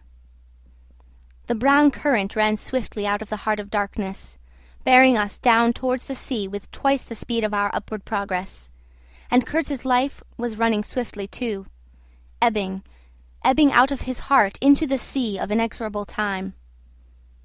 The manager was very placid. He had no vital anxieties now. He took us both in with a comprehensive and satisfied glance. The affair had come off as well as could be wished. I saw the time approaching when I would be left alone of the party of unsound method. The pilgrims looked upon me with disfavour. I was, so to speak, numbered with the dead. It is strange how I accepted this unforeseen partnership, this choice of nightmares forced upon me in the tenebrous land invaded by these mean and greedy phantoms. Kurtz discoursed. A voice! It rang deep to the very last. It survived his strength to hide in the magnificent folds of eloquence the barren darkness of his heart. Oh, he struggled! The wastes of his weary brain were haunted by shadowy images now, images of wealth and fame revolving obsequiously around his inextinguishable gift of noble and lofty expression. My intended, my station, my career, my ideas, these were the subjects for the occasional utterances of elevated sentiments. The shade of the original Kurtz frequented the bedside of the hollow sham, whose fate it was to be buried presently in the mould of primeval earth. But both the diabolic love and the unearthly hate of the mysteries it had penetrated fought for the possession of that soul, satiated with primitive emotions, avid of lying fame, of sham distinction, of all the appearances of success and power. Sometimes he was contemptibly childish. He desired to have kings meet him at railway stations on his return from some ghastly nowhere, where he intended to accomplish great things. You show them you have in you something that is really profitable, and then there will be no limits to the recognition of your ability, he would say. Of course, you must take care of the motives, right motives, always. The long reaches that were like one and the same reach, monotonous bends that were exactly alike, slipped past the steamer with their multitude of secular trees, looking patiently after this grimy fragment of another world, the forerunner of change, of conquest, of trade, of massacres, of blessings. I looked ahead, piloting. "Close the shutter," said Kurtz suddenly one day. "I can't bear to look at this." I did so. There was a silence. "Oh, but I will wring your heart yet," he cried at the invisible wilderness. We broke down, as I had expected, and had to lie up for repairs at the head of an island. This delay was the first thing that shook Kurtz's confidence. One morning he gave me a packet of papers and a photograph, the lot tied together with a shoestring. "Keep this for me," he said. "This noxious fool," meaning the manager, "is capable of prying into my boxes when I am not looking." In the afternoon I saw him. He was lying on his back with closed eyes, and I withdrew quickly, but I heard him mutter, "Live rightly, die, die." I listened. There was nothing more. Was he rehearsing some speech in his sleep, or was it a fragment of a phrase from some newspaper article? He had been writing for the papers and meant to do so again. For the furthering of my ideas, it's a duty. His was an impenetrable darkness. I looked at him as you peer down a man who is lying at the bottom of a precipice where the sun never shines. But I had not much time to give him, because I was helping the engine-driver to take to pieces the leaky cylinders, to straighten a bent connecting rod, and in other such matters. I lived in an infernal mess of rust, filings, nuts, bolts, spanners, hammers, ratchet drills, things I abominate because I don't get on with them. I tended the little forge we fortunately had aboard. I toiled wearily in a wretched scrap heap unless I had the shakes too bad to stand. One evening, coming in with a candle, I was startled to hear him say a little tremulously, "I am lying here in the dark waiting for death." The light was within a foot of his eyes. I forced myself to murmur, "Oh, nonsense," and stood over him as if transfixed. Anything approaching the change that came over his features I have never seen before, and hope never to see again. Oh, I wasn't touched. I was fascinated. It was as though a veil had been rent. I saw on that ivory face the expression of sombre pride, of ruthless power, of craven terror, of an intense and hopeless despair. Did he live his life again in every detail of desire, temptation, and surrender during that supreme moment of complete knowledge? He cried in a whisper at some image, at some vision. He cried out twice, a cry that was no more than a breath. "The horror! The horror!" I blew the candle out and left the cabin. The pilgrims were dining in the mess room, and I took my place opposite the manager, who lifted his eyes to give me a questioning glance, which I successfully ignored. He leaned back, serene, with that peculiar smile of his sealing the unexpressed depths of his meanness. A continuous shower of small flies streamed upon the lamp, upon the cloth, upon our hands and faces. Suddenly the manager's boy put his insolent black head in the doorway and said in a tone of scathing contempt, "Mr. Kurtz, He dead. All the pilgrims rushed out to see. I remained and went on with my dinner. I believe I was considered brutally callous. However, I did not eat much. There was a lamp in there. Light, you don't know, and outside it was so beastly dark. I went no more near the remarkable man who had pronounced a judgment upon the adventures of his soul on this earth. The voice was gone. What else had been there? But I am of course aware that next day the pilgrims buried something in a muddy hole. And then they very nearly buried me. However, as you see, I did not go to join Kurtz there and then. I did not. I remained to dream the nightmare out to the end, and to show my loyalty to Kurtz once more. Destiny, my destiny. Droll thing life is, that mysterious arrangement of merciless logic for a futile purpose.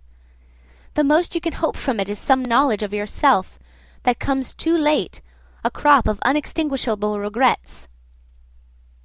I have wrestled with death. It is the most unexciting contest you can imagine.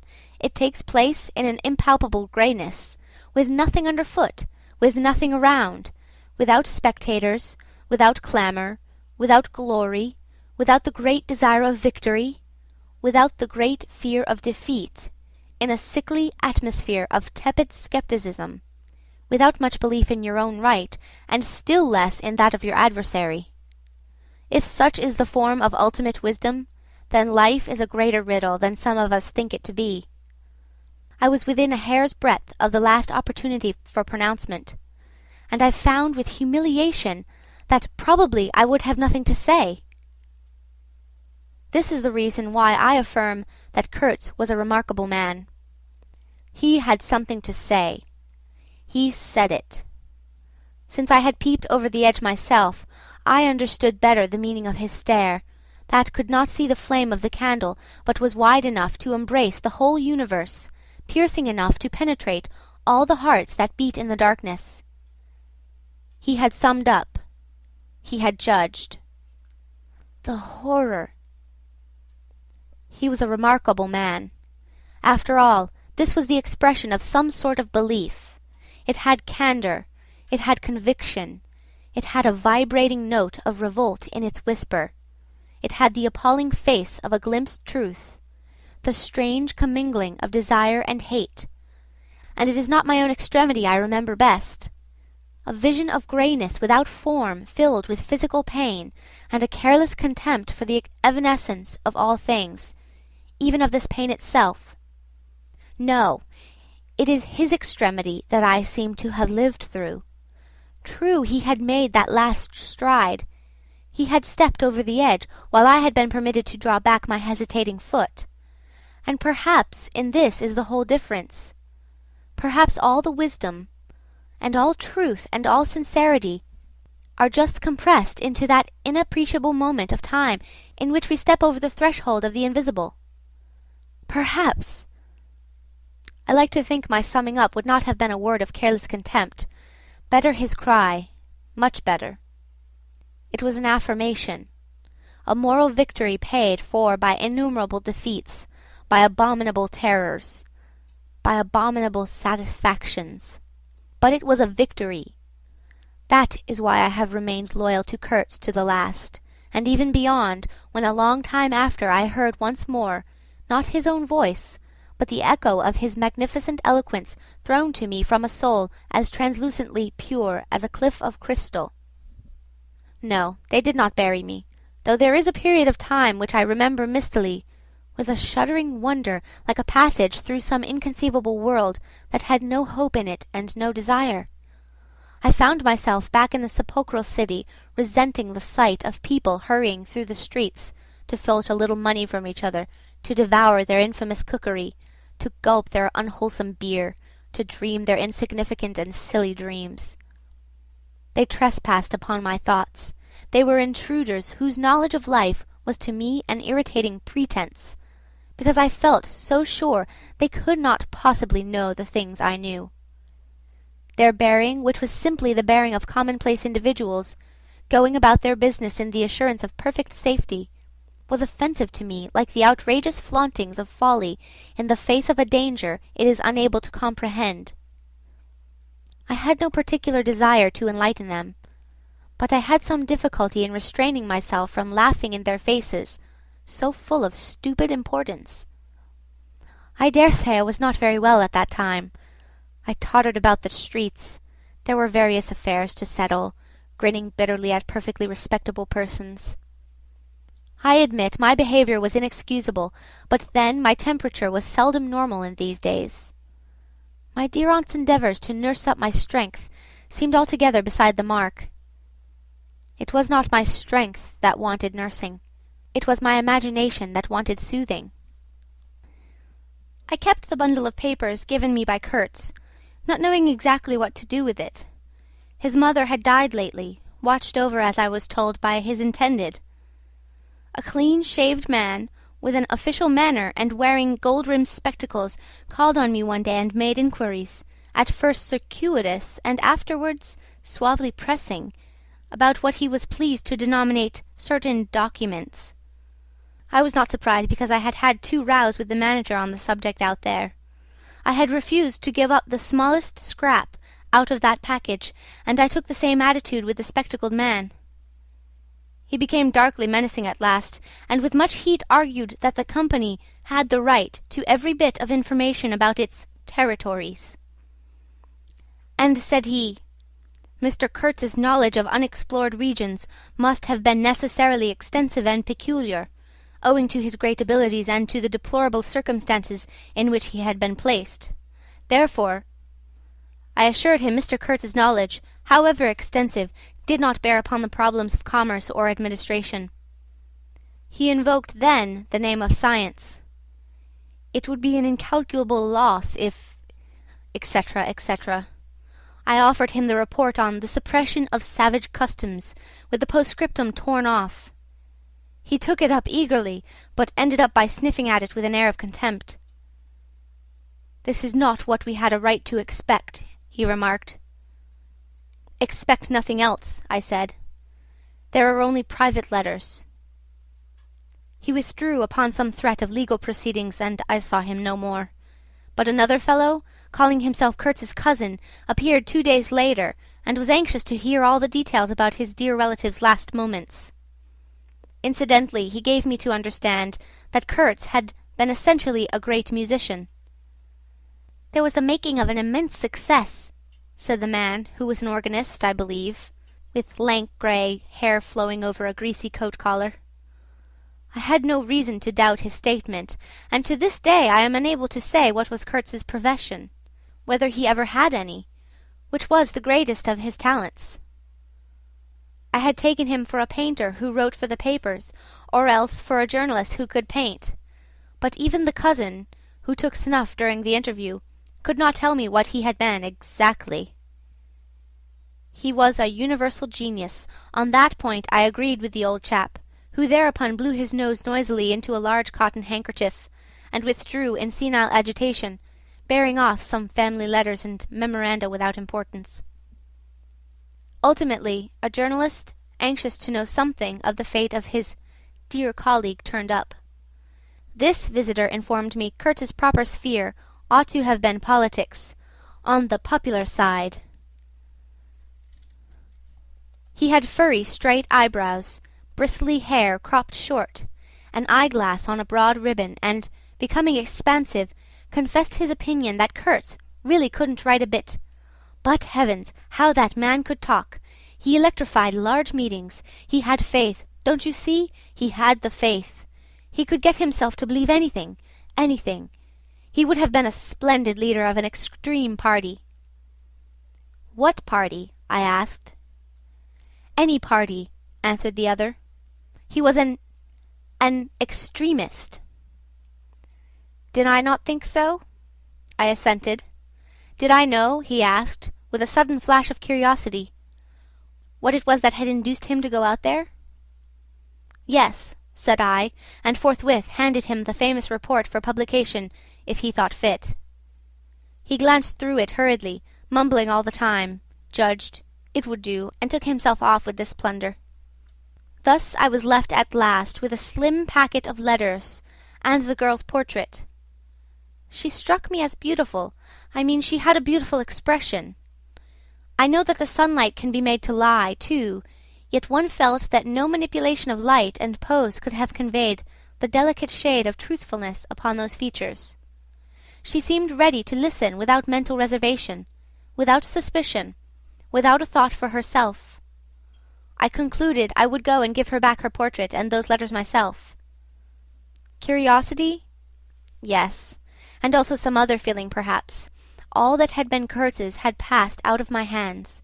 His soul, his body, his station, his plans, his ivory, his career. There remained only his memory and his intended. And I wanted to give that up too, to the past in a way, to surrender personally all that remained of him with me to that oblivion which is the last word of our common fate. I don't defend myself. I had no clear perception of what it was I really wanted.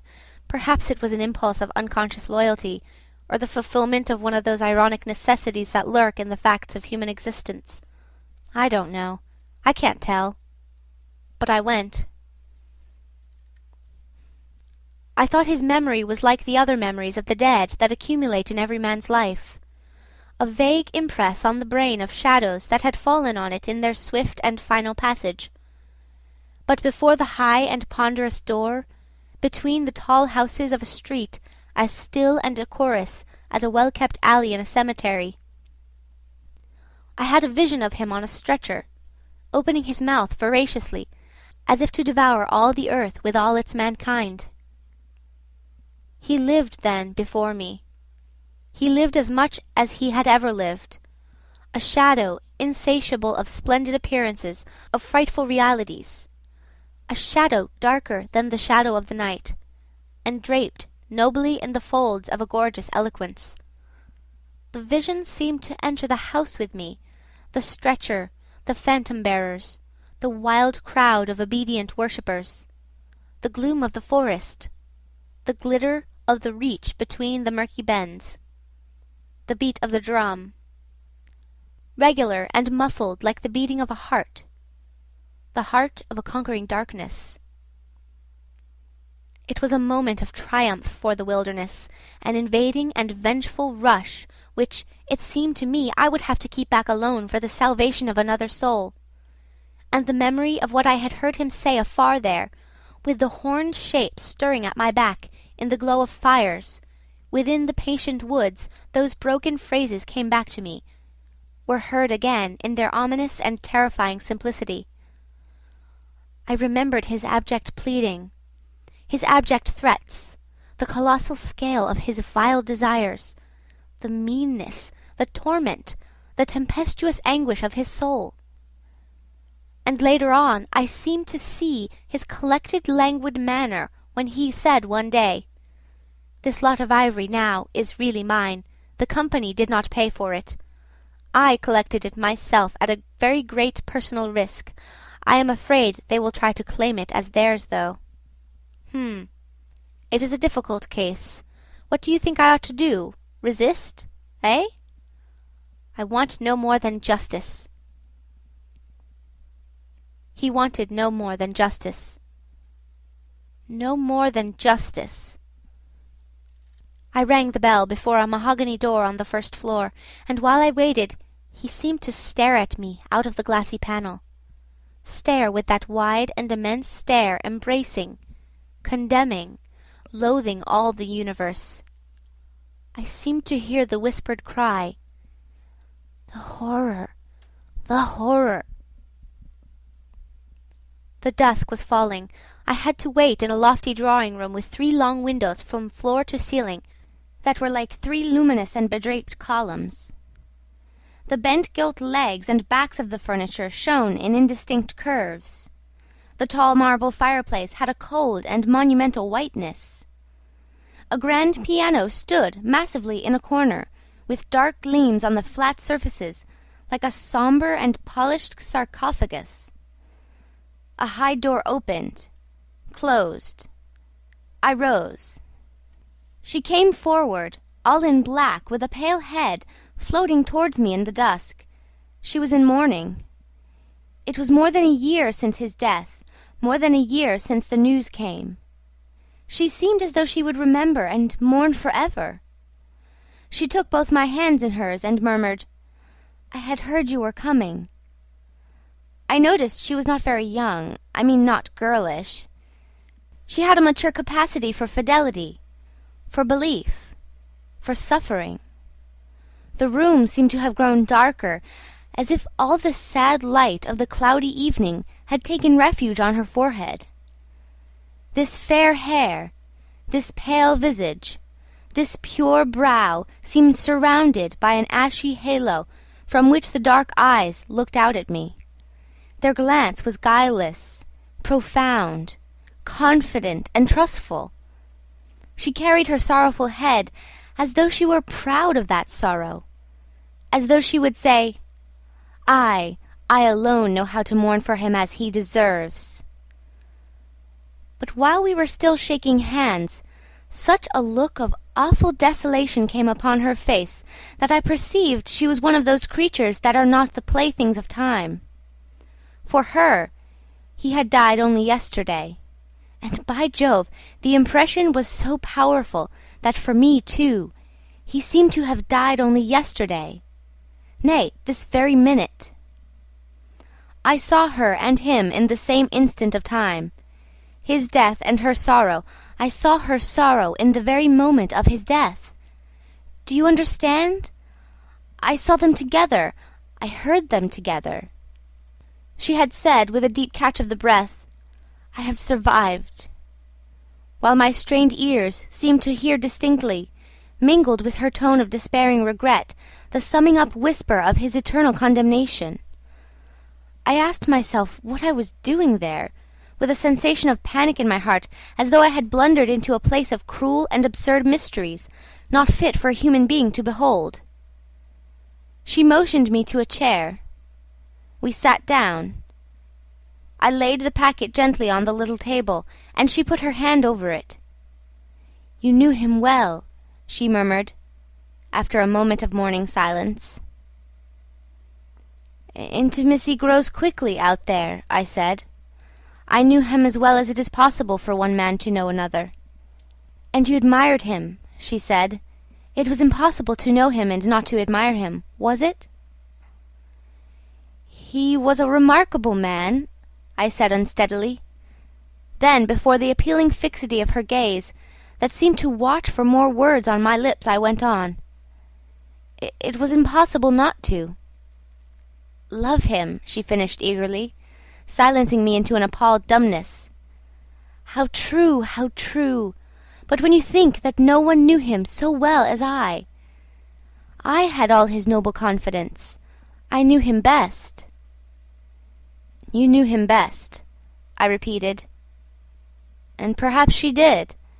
But with every word spoken the room was growing darker, and only her forehead, smooth and white, remained illumined by the inextinguishable light of belief and love.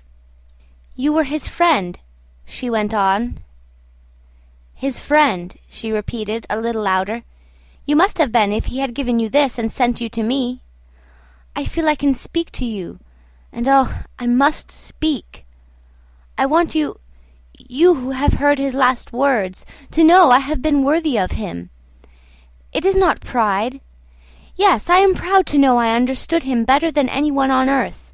He told me so himself. And since his mother died, I have had no one to... I listened. The darkness deepened. I was not even sure whether he had given me the right bundle. I rather suspect he wanted me to take care of another batch of his papers which, after his death, I saw the manager examining under the lamp. And the girl talked, easing her pain in the certitude of my sympathy.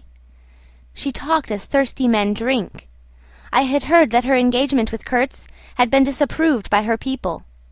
He wasn't rich enough or something, and indeed I don't know whether he had not been a pauper all his life. He had given me some reason to infer that it was his impatience of comparative poverty that drove him out there. Who was not his friend who had heard him speak once? She was saying. He drew men towards him by what was best in them. She looked at me with intensity. It is the gift of the great, she went on, and the sound of her low voice seemed to have the accompaniment of all the other sounds, full of mystery, desolation, and sorrow, I had ever heard.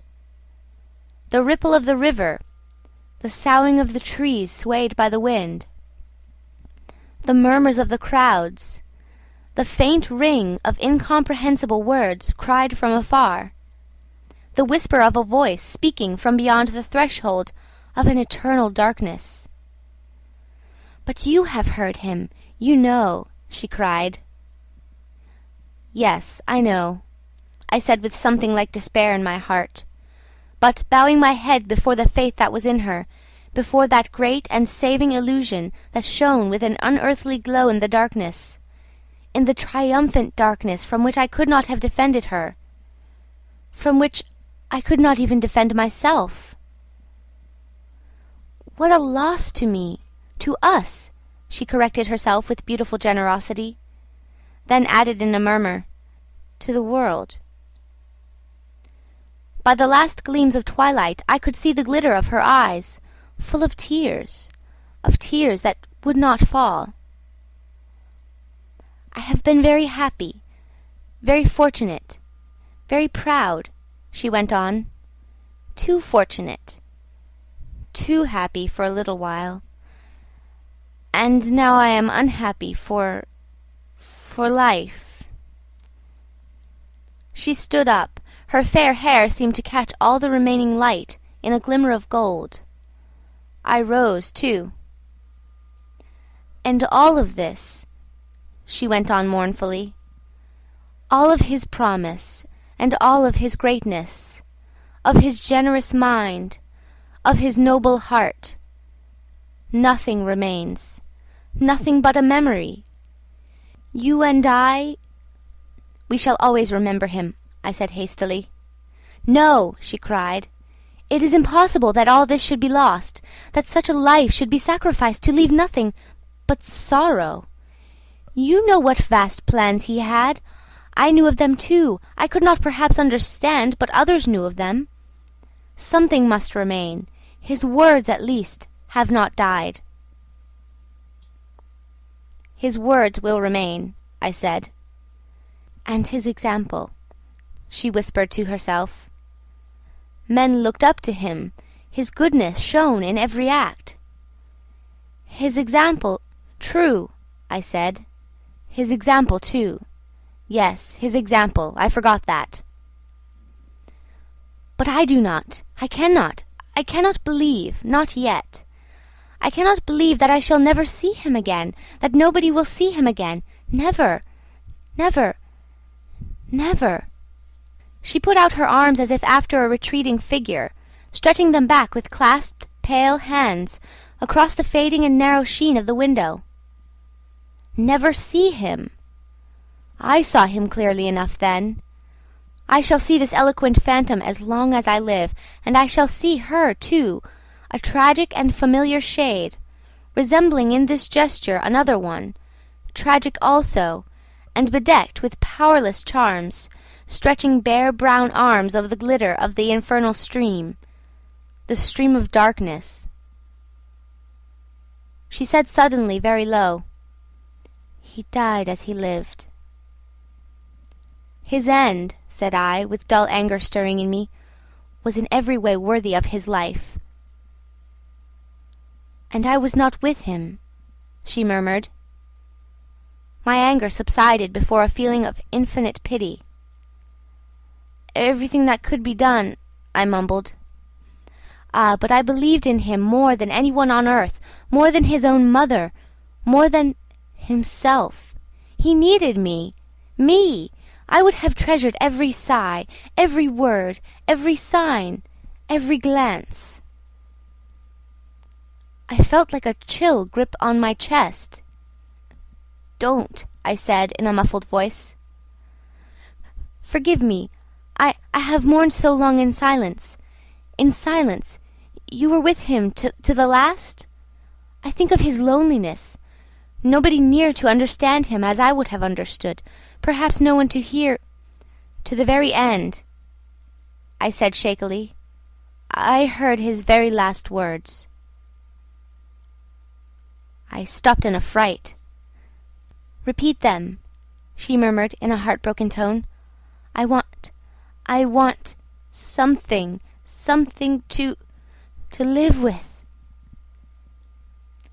I was on the point of crying at her. "Don't you hear them?" The dusk was repeating them in a persistent whisper all around us, in a whisper that seemed to swell menacingly like the first whisper of a rising wind. The horror! The horror! "His last word, to live with," she insisted. "Don't you understand? I loved him. I loved him. I loved him." I pulled myself together and spoke slowly. "The last word he pronounced was your name." I heard a light sigh, and then my heart stood still, stopped dead short by an exulting and terrible cry, by the cry of inconceivable triumph and of unspeakable pain. I knew it! I was sure! She knew. She was sure. I heard her weeping. She had hidden her face in her hands. It seemed to me that the house would collapse before I could escape, that the heavens would fall upon my head. But nothing happened. The heavens did not fall for such a trifle. Would they have fallen, I wonder, if I had rendered Kurtz that justice which was his due? Hadn't he said he wanted only justice? But I couldn't. I could not tell her. It would have been too dark altogether.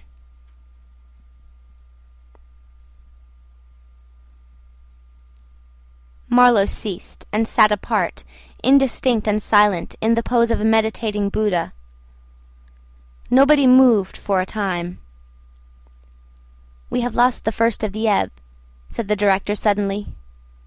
I raised my head. The offing was barred by a black bank of clouds, and the tranquil waterway leading to the uttermost ends of the earth flowed sombre under an overcast sky, seemed to lead into the heart of an immense darkness.